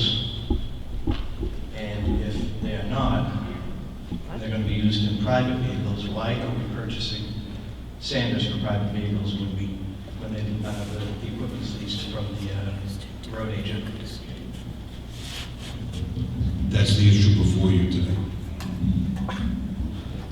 That hardly answers my question. First of all, it's been done that way historically. But the other thing is there are pieces of equipment, and we can put them on whatever vehicles we want. We need to get the road sanded, and we're actually splitting the cost, aren't we? We're buying 2 sanders, and yet someone else is supplying the trucks in the driveway. Does it make sense? That answers my question, thank you. Good question, thank you. Any other questions or comments regarding Article 12? You ready to vote? I'll reread the article to see if the town will vote to raise and appropriate the sum of $14,000 to purchase 2 town sanders. All those in favor of the article as read, please signify by raising your voting cards. All those opposed signify in a like manner. The ayes have it, and I declare Article 12 is passed. Article 13 has already been dealt with. We'll move to Article 14. Article 14, to see if the town will vote to raise and appropriate the sum of $150,000 to be added to the previously established police facility capital reserve fund. A majority vote is required, and it's recommended by the Board of Selectmen 3-0, and the Budget Committee 6-1. It was moved, second. Thank you. This is our continued effort to save money. Looking forward to a new police department. I think Peter Slutsky, our trustee of the trust fund, said that we have close to 500,000, maybe a little over 500,000 in that fund currently. So this would add another $150,000 towards the cash purchase of a police station. Questions or comments regarding Article 14? Seeing none, I shall reread the article. To see if the town will vote to raise and appropriate the sum of $150,000 to be added to the previously established police facility capital reserve fund. Majority vote is required. All those who are in favor of the article as read, please signify by raising your cards. All those opposed signify in a like manner. The ayes have it, and I declare Article 14 is passed. Article 15, to see if the town will vote to raise and appropriate the sum of $5,000 to update perambulation efforts, perambulation reports, or try to say that after half the town meeting. To see if the town will raise and appropriate the sum of $5,000 to update perambulation reports with Wolfboro, and Ossipee town lines. This special warrant article will be a non-lapsing appropriation per RSA 32:7, paragraph 6, and will not lapse until the perambulation is completed or by December 31st, 2022, whichever is sooner. A majority vote is required. This is recommended by the Board of Selectmen 3-0, and by the Budget Committee 7-0. I'd like to move this article. Moved and seconded. Under current state law, the selectmen or their designated agents are required to walk the town lines with the selectmen or designated agents from our neighboring towns. There's been some effort in the legislature to do away with this, but it currently is on the books, so we have to satisfy that. We've been in discussions with Wolfboro and Ossipee on those 2 lines. We're hoping to get into discussions if we can get together with Wolfboro. So this will be our portion of that perambulation. Our intention is to get the perambulation done with suitable marks along the way that's recorded with satellite navigation, so that in the future it's not going to be quite as much of a job. We've been doing it from monument to monument for the last couple hundred years, and it will move forward with technology. Any questions or comments regarding Article 15? What's the actual expense? What are you going to spend the $5,000 on? The actual expense is going to be our portion of the 3 perambulations. It's an estimate that we've gotten from 3 different surveying companies, but we will have a surveyor actually doing the work so that we have actual, That answers. okay. Expense is higher. So great. The selectmen will be involved in it, but I don't know that we'll be walking the whole line. Any other questions or comments regarding Article 15? Seeing none, I'll reread the article to see if the town will vote to raise and appropriate the sum of $5,000 to update perambulation reports with Wolfboro and Ossipee town lines. This special warrant article will be a non-lapsing appropriation per RSA 32:7, Chapter 6, and will not lapse until perambulation is completed or by December 31st, 2022, whichever is sooner. All those in favor of the article as read, please signify by raising your cards. Those opposed signify by banner. The ayes have it, and I declare Article 15 is passed. Article 16, to see if the town will vote to raise and appropriate the sum of $12,000 for costs associated with acquiring a conservation easement on properties abutting Mirror Lake.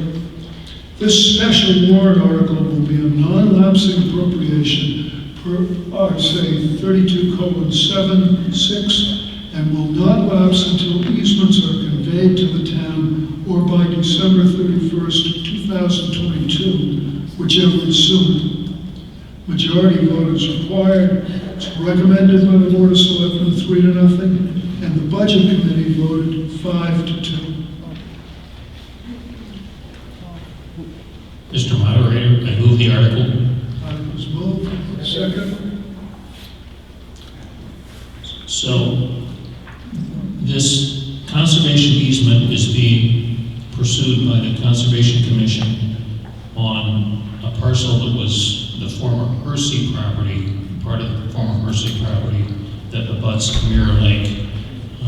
And the new owner of the property has indicated their willingness to go forward with an easement.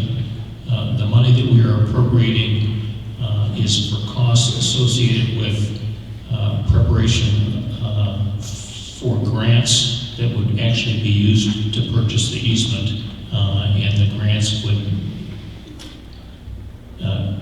there are some upfront costs of consultants and surveyors in order to get to that point.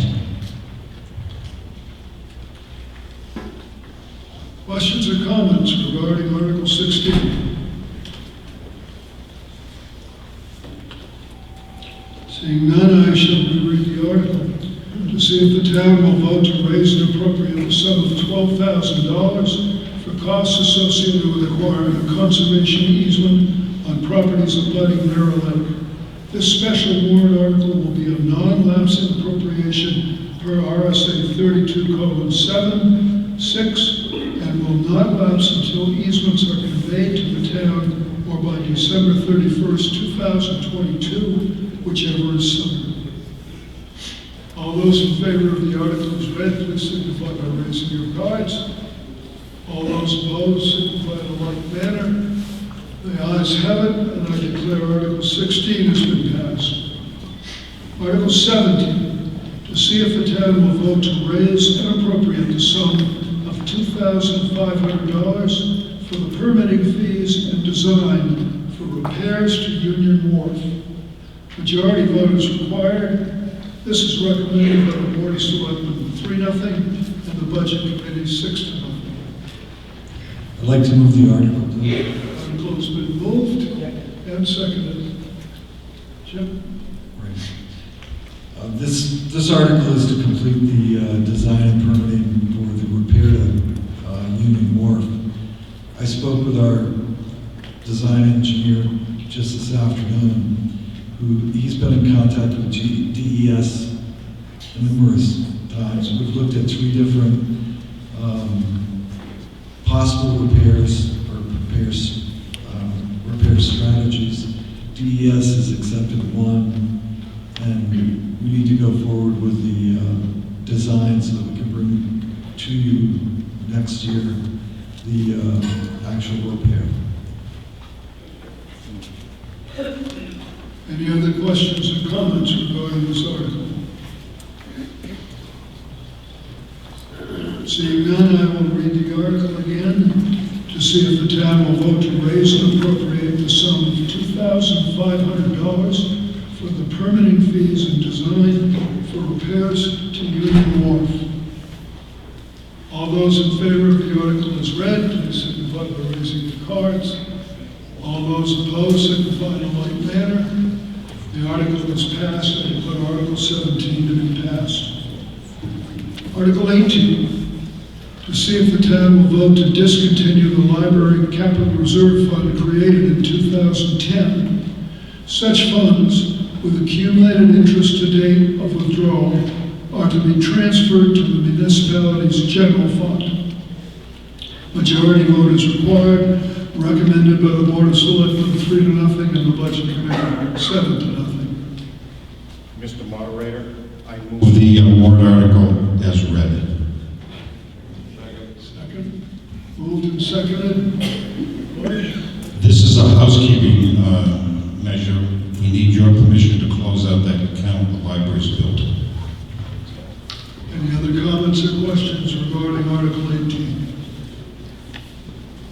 I'll read the article one more time to see if the town will vote to discontinue the Library Capital Reserve Fund created in 2010. Said funds, with accumulated interest to date of withdrawal, are to be transferred to the municipality's general fund. All those in favor of Article 18 as read, please signify by raising your cards. All those opposed signify in like manner. The ayes have it, and Article 18 is declared passed. Article 19, to see if the town will vote to establish a 19-mile brook expendable trust fund per RSA 31:19-A for the purpose of monitoring water quality in the 19-mile brook watershed with its terminus at 19 Mile Bay, and to raise and appropriate the sum of $20,000 to put in the fund. Further, to name the Board of Selectmen as agents to expend from said fund. A majority vote is required, recommended by the Board of Selectmen 3-0 and by the Budget Committee 7-0. I'd like to move the article. Article is moved and second. Second. Article is moved and second. As you probably remember, last year we voted for a warrant article to do a revisit of the baseline study of 19 Mile Brook, given the presence of the rapid inflation basin, infiltration basin, Wolfboro septic system at the headwaters of 19 Mile Brook. Unfortunately, the report that we got back from that baseline study came in late in the year, significantly later than it wouldn't allow us to bring forward an actual plan for 2020. When we discussed the matter, it became apparent the information from that study has given us a reason to rethink the way we proceed. And some parts of the study need to be re-examined, some of the parts are not as urgent. So we're putting together a bid proposal for continuing the study on the watershed there, the brook. And we need a little bit of, we may not get the study that we need started or completed within the year 2020. So we formed this warrant article in the form of a expendable trust, I'm sorry, an expendable trust warrant. Other questions or comments regarding Article 19?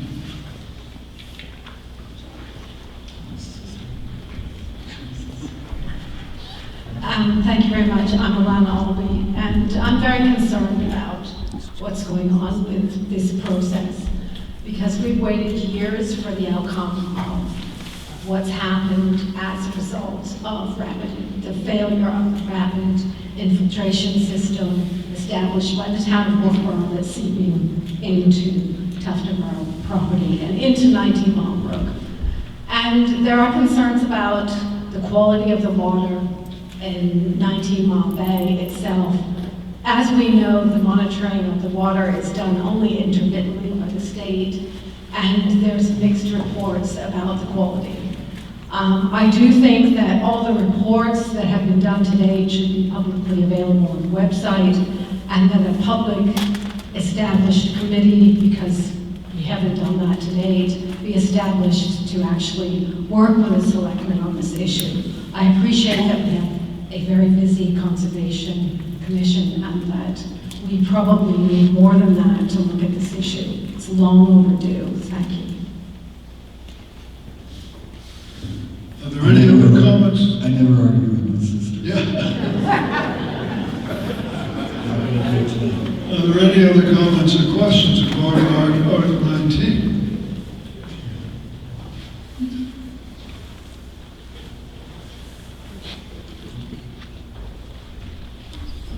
Larry Gill. I was also on the Conservation Commission. Just want to kind of try to bring the town up to speed a little bit on that. We had Norman Doe Associates do a 10-year after-the-fact baseline study. They initially did it in 2009. We did another study in 2018.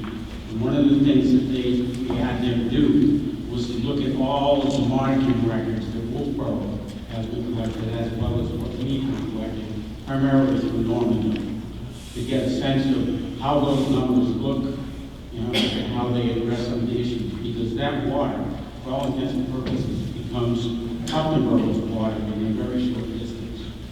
They have a proposal with Wolfboro in terms of this pilot study to use the filtration basins to take their sewage, drains into the groundwater, and then becomes part of the aquifer in the 19 Mile Brook watershed. For the most part, their numbers indicate they are doing relatively well in terms of meeting the requirements that they have currently. There are some numbers that do not meet that, primarily phosphorus, which can contribute to the growth of nutrients, which contribute to the enrichment of that water. There are other issues that are less easily defined because of limitations in the science and also limitations in the actual ability to analyze for some of these components. So the money that we have there will allow us to better focus future studies on what we think are the most concerning. Some of those are not well defined at this point, but they have to do with nutrients, and they also have to do with other things that are in that water that potential concern later on. Thank you. More comments and questions?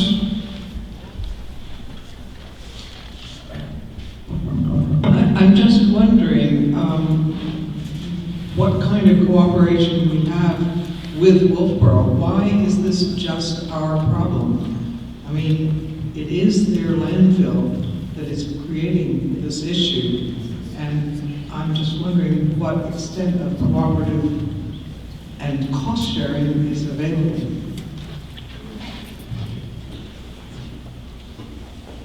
So far, we've only met resistance when it comes to cost sharing with Wolfboro on this. We can continue negotiating, talking. If it gets, as Larry mentioned, some of the testing is not as good as other parts of it. We need to, at some point in time, decide whether or not we want to litigate this with Wolfboro. We haven't gotten to that quite yet. Any other questions or comments? Mr. Zimmerman.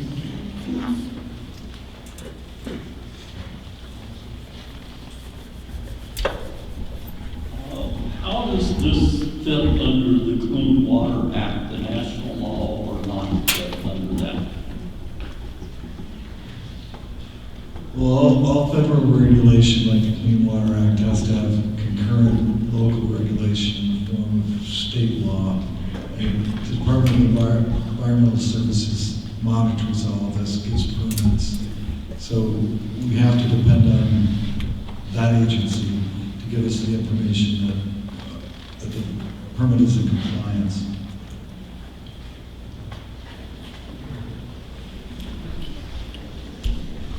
Hi, Steve Woody, Conservation Commission.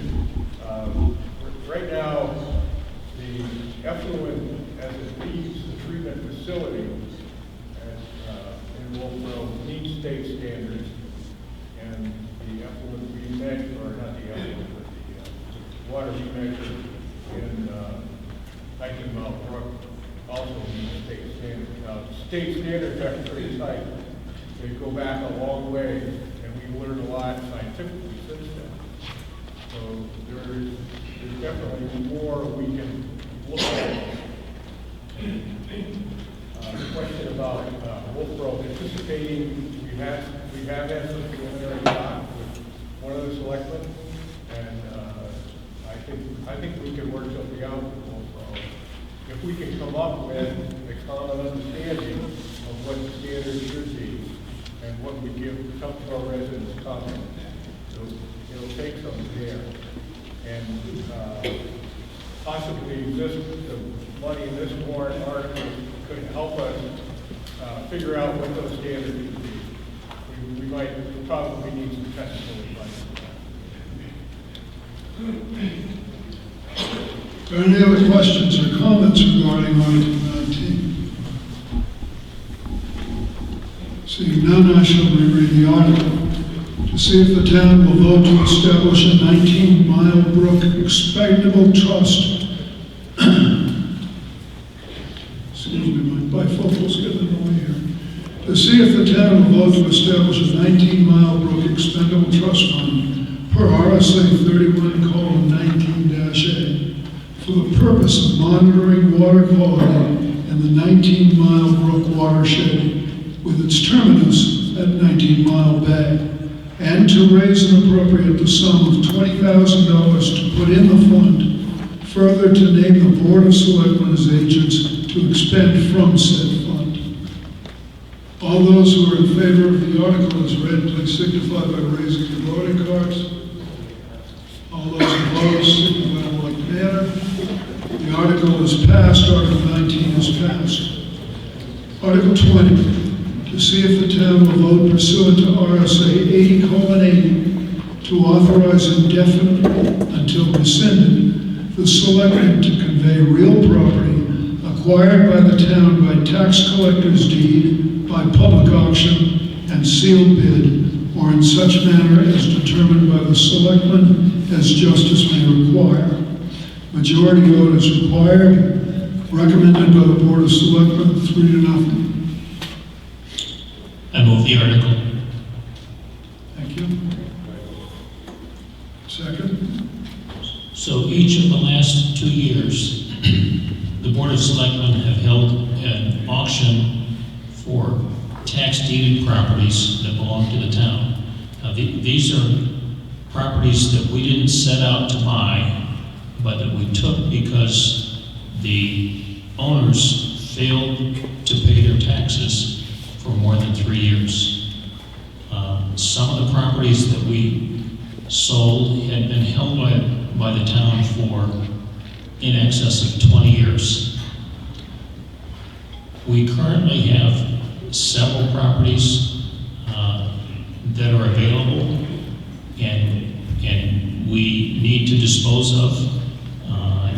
There was some question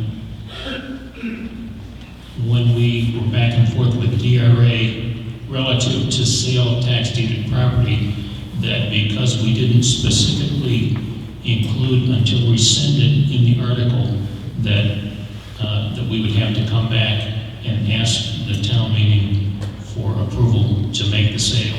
It's to the benefit of all of us that we get this property back on the tax rolls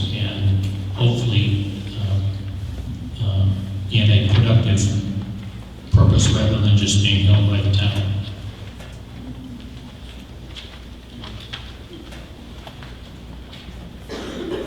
Skip Bird. I think this is great, but the way the article reads, it seems that once you're given this, there's no time frame of essentially another group of selectmen can hold on to properties for an indefinite period of time again. So are you guys going to start establishing some sort of time frame that you're going to, start to auction properties every 2 years or every 3 years, or what can we expect on the end up? Well, I guess my response would be, I certainly can't speak for future boards, and for those that come after us. I think if you follow what we've done the last couple of years, it's pretty self-evident that we have no intent of being in the property holding business. And I can't say that we will be holding auctions every year. It really depends upon how much property we end up with.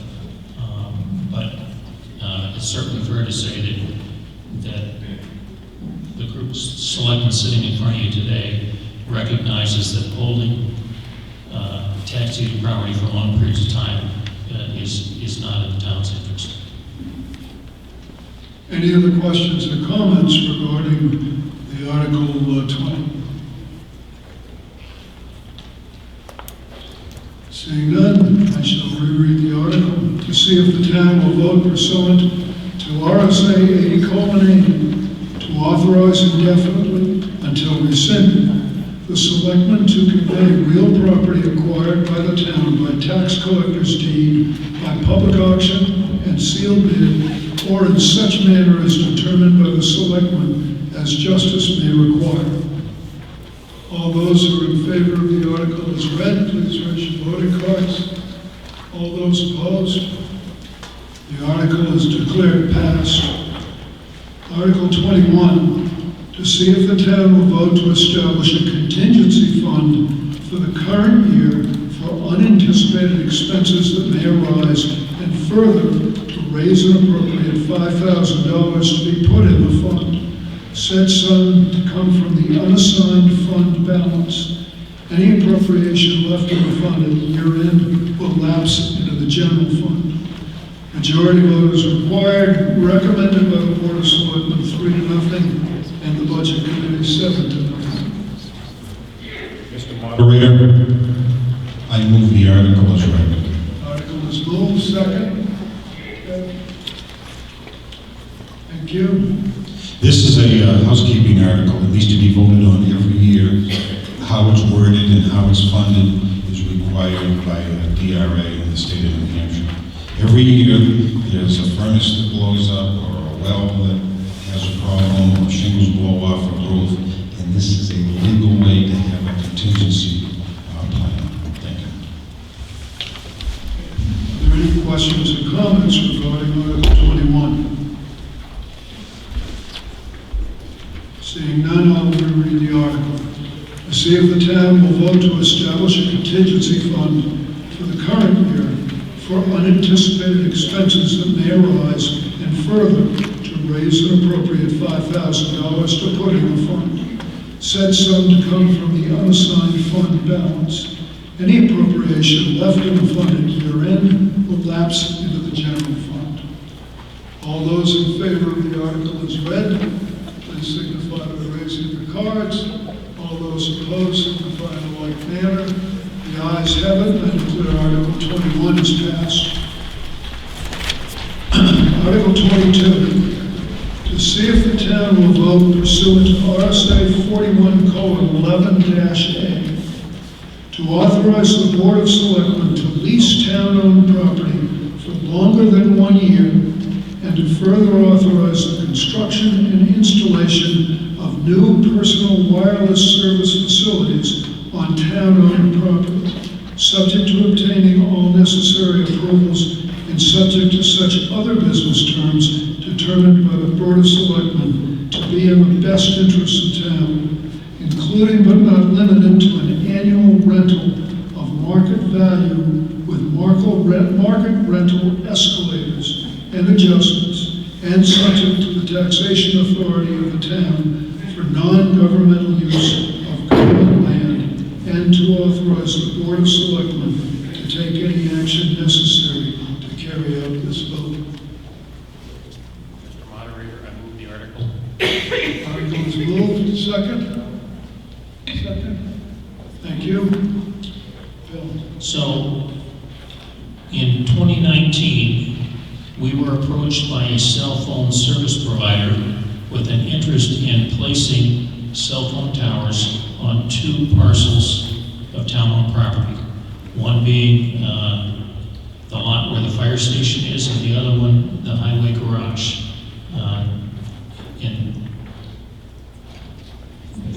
They're interested in placing towers there because it will provide them with better cell phone coverage for their customers in those areas, and it has, which will also help our emergency responders who rely on their cell phones to communicate in many instances. The towers also will provide elevated locations on which to install antennas for the town emergency radio system. Questions or comments regarding Article 22, please?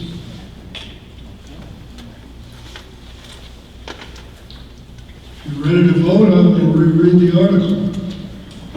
To see if the town will vote pursuant to RSA 41:11-A, to authorize the Board of Selectmen to lease town-owned property for longer than 1 year, and to further authorize the construction and installation of new personal wireless service facilities on town-owned property, subject to obtaining all necessary approvals and subject to such other business terms determined by the Board of Selectmen to be in the best interest of the town, including but not limited to an annual rental of market value with market rental escalators and adjustments, and subject to the taxation authority of the town for non-governmental use of governmental land, and to authorize the Board of Selectmen to take any action necessary to carry out this vote.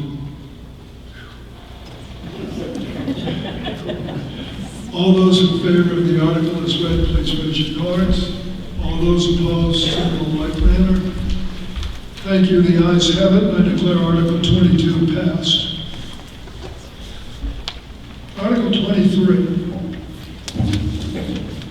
To see if the town will vote to raise and appropriate the Budget Committee recommended sum of $4,118,248 for general town operations.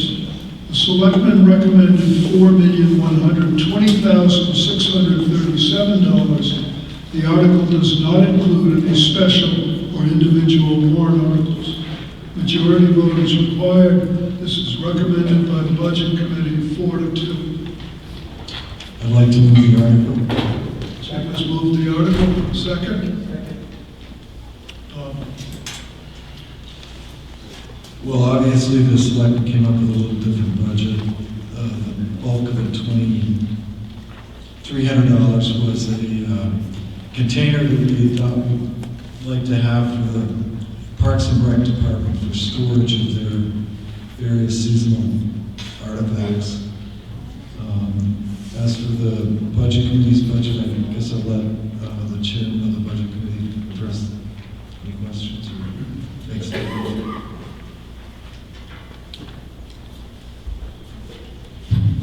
I think Chip, as Chip was alluding to, the difference primarily was the selectmen looking for a building for. Go right into it. How's that, better? Better. Thank you. The difference primarily was the selectmen were looking for a construction building or container that we thought perhaps as a budget committee that we could do without this particular year. However, that was a $4,000 expense. But something came up during the course of the audit, this books, that there was damage to one of the cemeteries. Last year, in 2019, there was an insured loss. We received the money from the insurance company, but the work was not going to be done until 2020.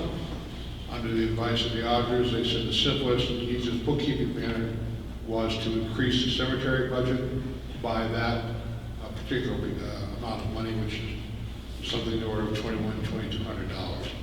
Therein lies the difference between the selectmen's budget and the budget committee's budget. I will, however, also like to say that I'd like to compliment the employees of the town and the selectmen for bringing forth as clean and reasonable budget as they possibly could. We didn't agree on everything, but overall, I feel they did a very good job. So that's the difference. Any more comments or questions on Article 23? Seeing none, I will reread the article. Article 23, to see if the town will vote to raise and appropriate the Budget Committee recommended sum of $4,118,248 for general town operations. The Selectmen recommended $4,120,637. This article does not include any special individual warrant articles. All those who are in favor of Article 23 as read, please signify by raising your cards.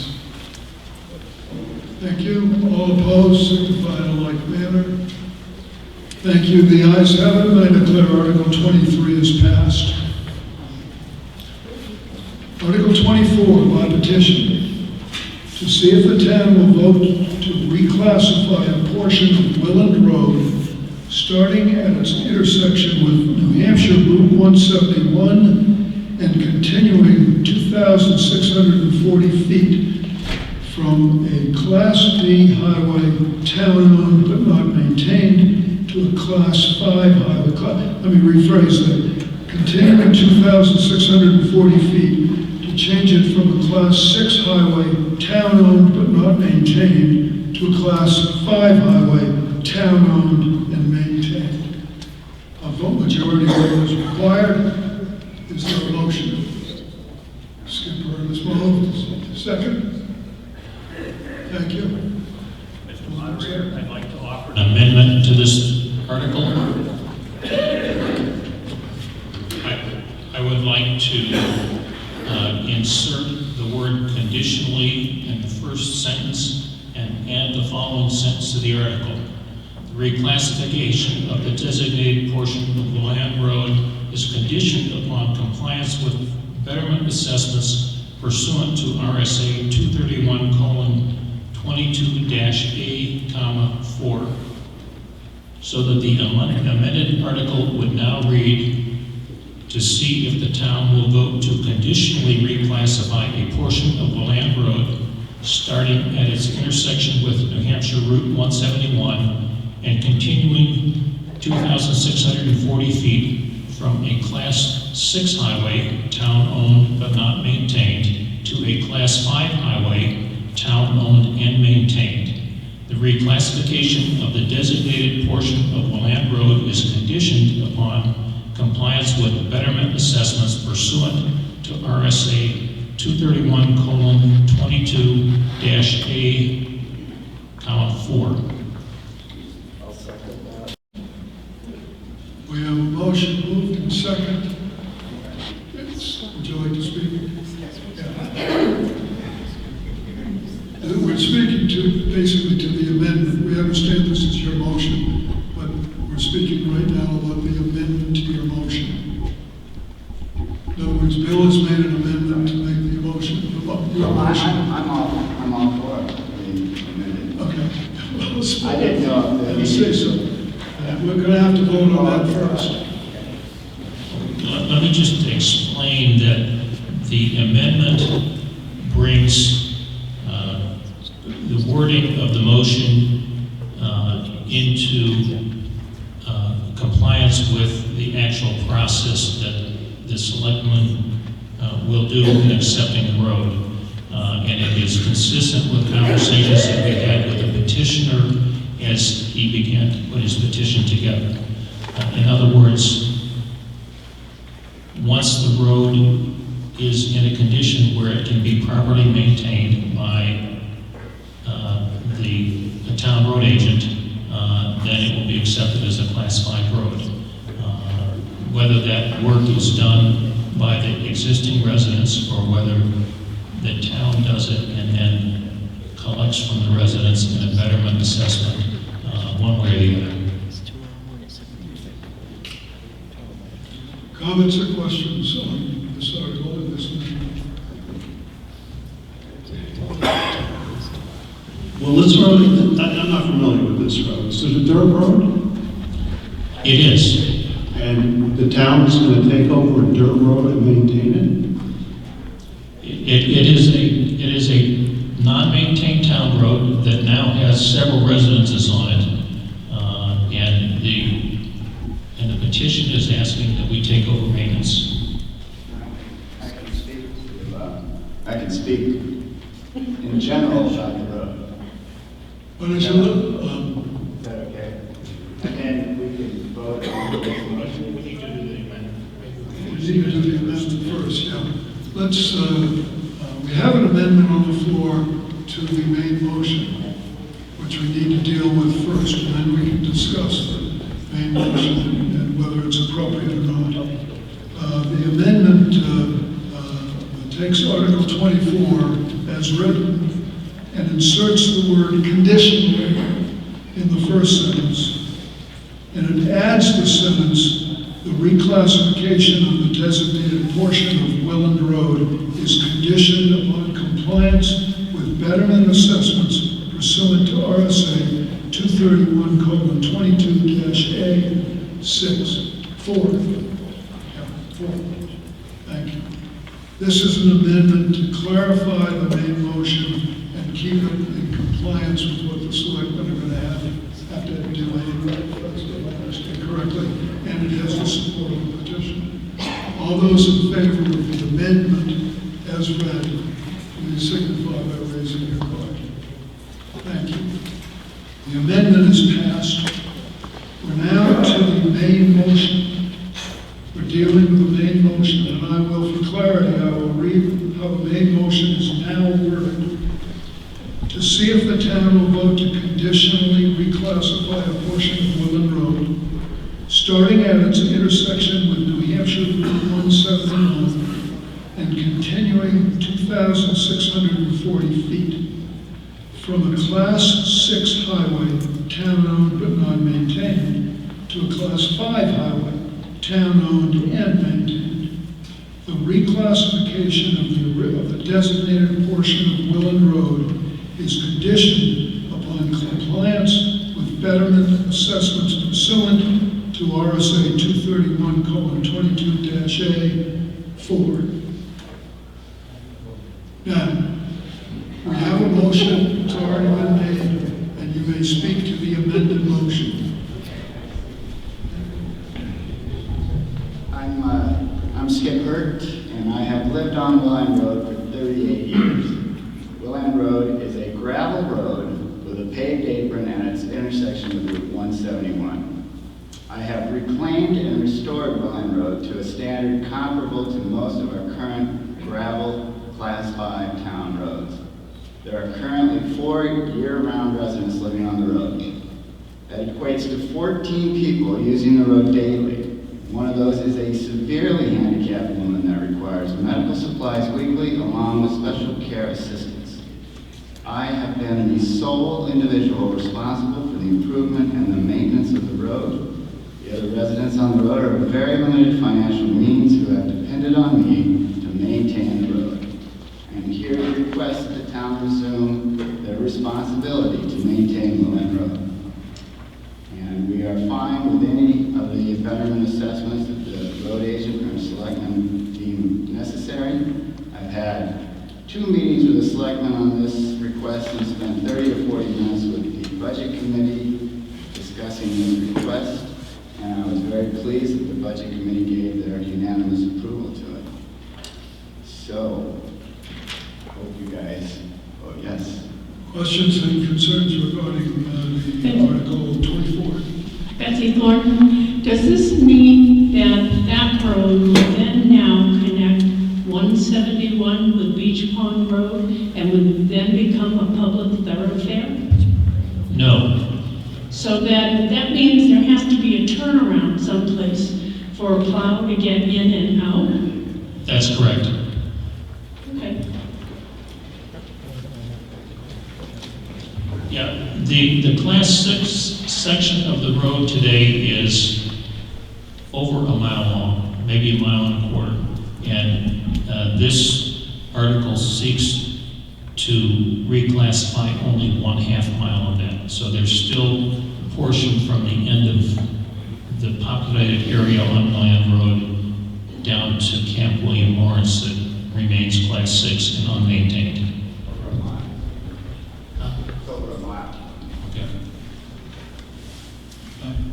The Board of Selectmen and the petitioner have come to an agreement. I would urge the voters to help out our neighbors here and approve this article. Thank you. Thank you. Any other questions or comments regarding Article 24 as amended? Paul? What would they have to do to have this road meet your specifications in layman's terms for those of us who don't understand all those codes? So the process that we will go through is the selectman and the road agent will travel the road and identify any areas that that are deficient in terms of normal maintenance, say washouts of gravel or a culvert that might need to be replaced or that sort of thing. So that once we take over maintenance, we're doing normal maintenance at that point and not restorative maintenance. So in terms of specifics, that work, that actual work will go on sometime after the spring thaw when we can see the current conditions of the road.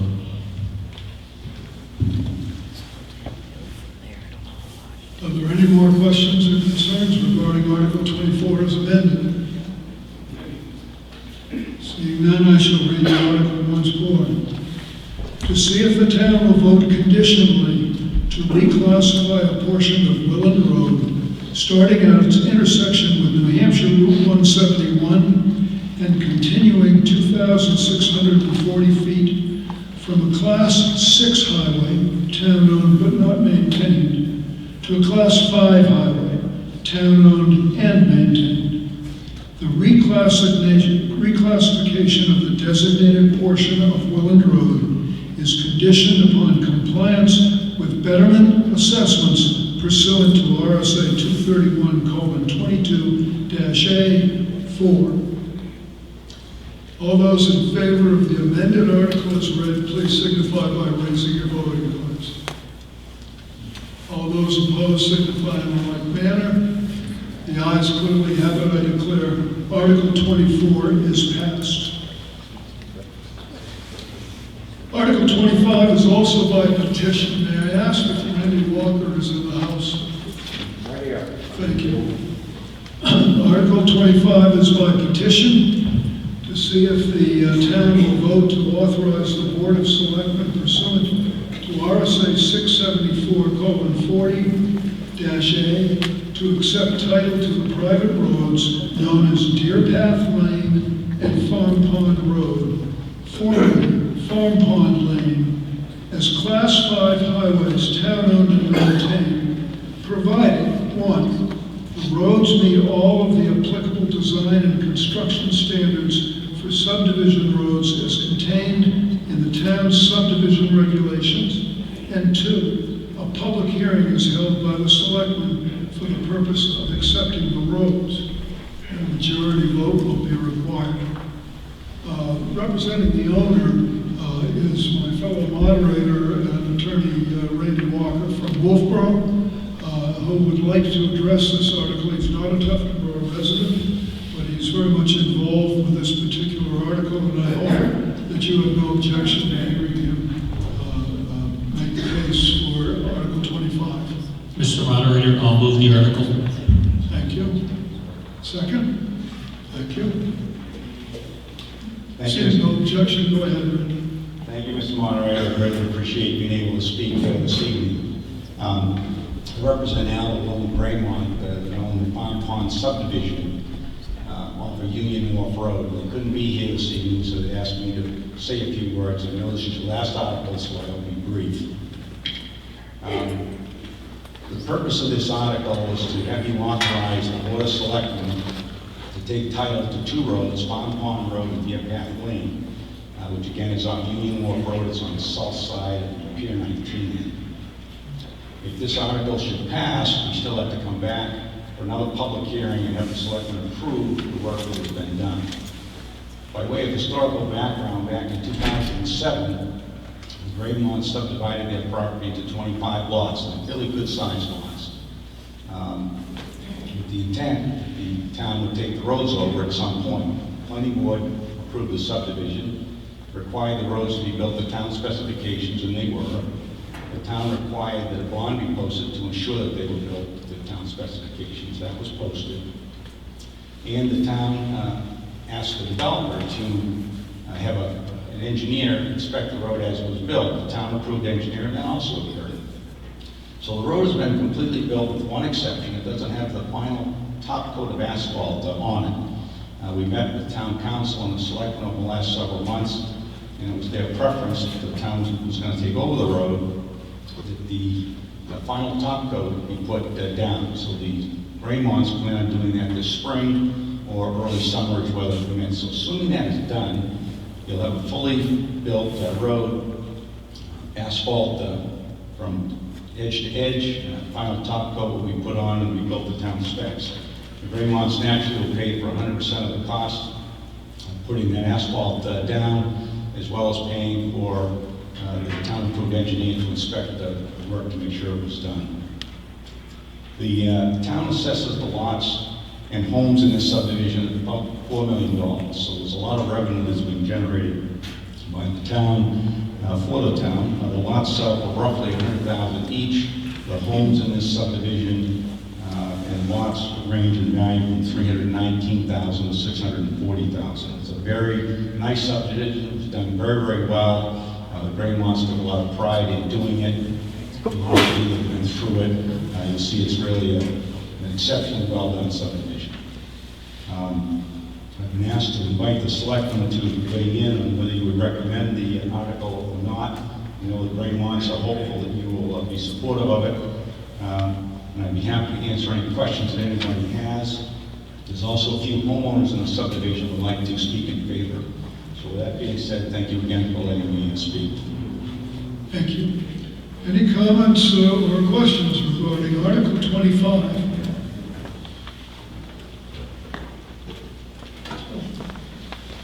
Jill Crawford.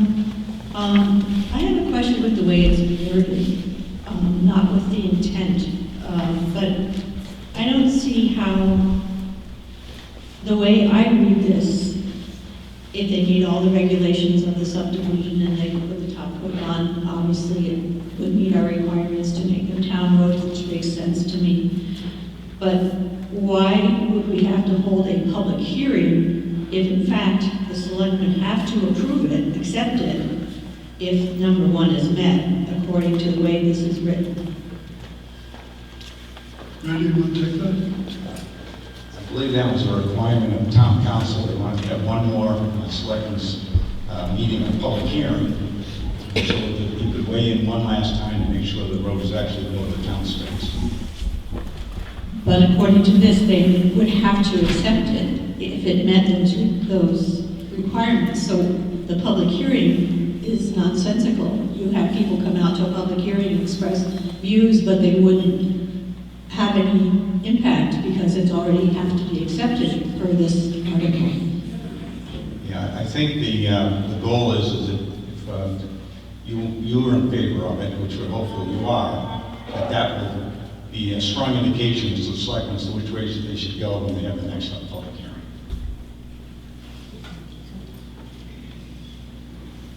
Any other questions or comments regarding this Article 25?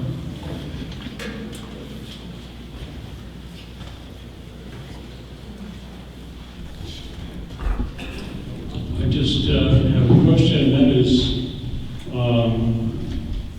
we sort of like development here, tasteful development. I'm not sure what you're asking for. What is the cost implications of this? And if there are no cost implications, if this is a zoning matter, that's better taken not in a public meeting necessarily, but if there is a cost implication, we're here for it. So I have to ask the selectmen, what is their reaction to this? I'm not sure that I understand that. Thank you.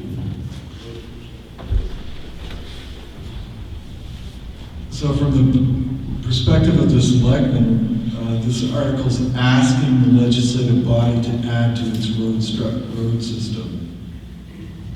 You know, I'm not sure that we can do that as a board.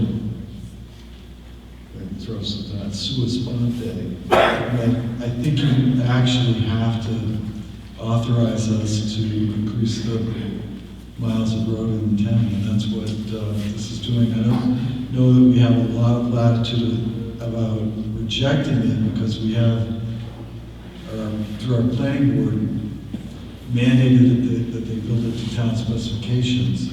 I'm sure there's plenty of court precedent to make it sure that we have to take it over, but this is the exercise we have to go through in order to add to the miles of road in the town. Randy, do you want to add to that? Yeah. So there's no cost at all to the town. Today, Graymonts will pay for 100% of it. The cost of the town will be just future maintenance of the road. Are there any other questions or comments regarding Article 25?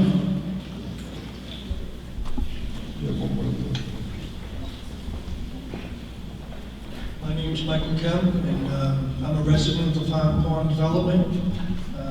We're here to represent the other homeowners. We like the development, it's a great development.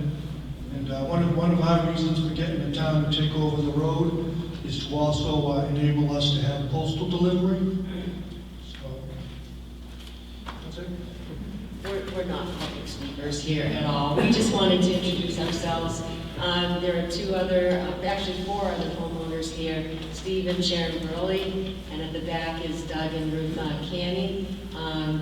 We just, as I say, just wanted to introduce ourselves and tell you that this is our first town meeting, and we're looking forward to many, many more years at these meetings. And we just thank you so much for everything, and we love the town of Tufton Borough. We appreciate your consideration, and I'll stop talking, and everyone can go home, and it's already past my bedtime. Thank you very much. We're grateful for your enthusiasm, and I point out that the town is always looking for willing volunteers.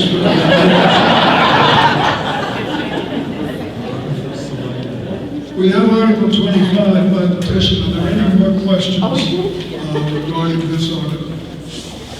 If not, I will reread the article. To see if the town will vote to authorize the Board of Selectmen pursuant to RSA 674:40-A to accept title to the private roads known as Deer Path Lane and Farm Pond Road, formerly Farm Pond Lane, as Class 5 highways town-owned and maintained, provided, 1, the roads meet all the applicable design and construction standards for subdivision roads as contained in the town's subdivision regulations, and 2, a public hearing is held by the selectmen for the purpose of accepting the roads. All those in favor of Article 5 as read, please signify by raising your voting cards. Thank you. All those opposed signify in a like manner. Welcome. The ayes have it, and the article is declared passed. Is there any other issue for the good of the audience? Yes. I have one issue for the good of the audience. Thank you very much. I'll be very brief.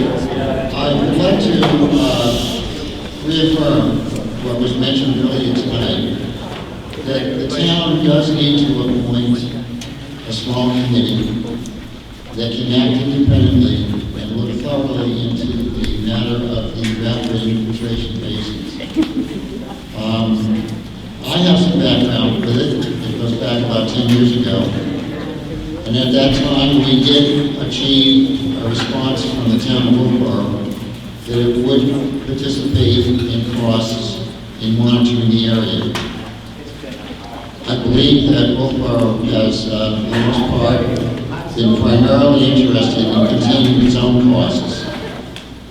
I do believe that Wilkesboro will cooperate, but I think that the Tufton Borough Selectmen and the Tufton Borough Conservation Commission need to have a committee that is charged with developing transparency and looking into this thoroughly and making a report.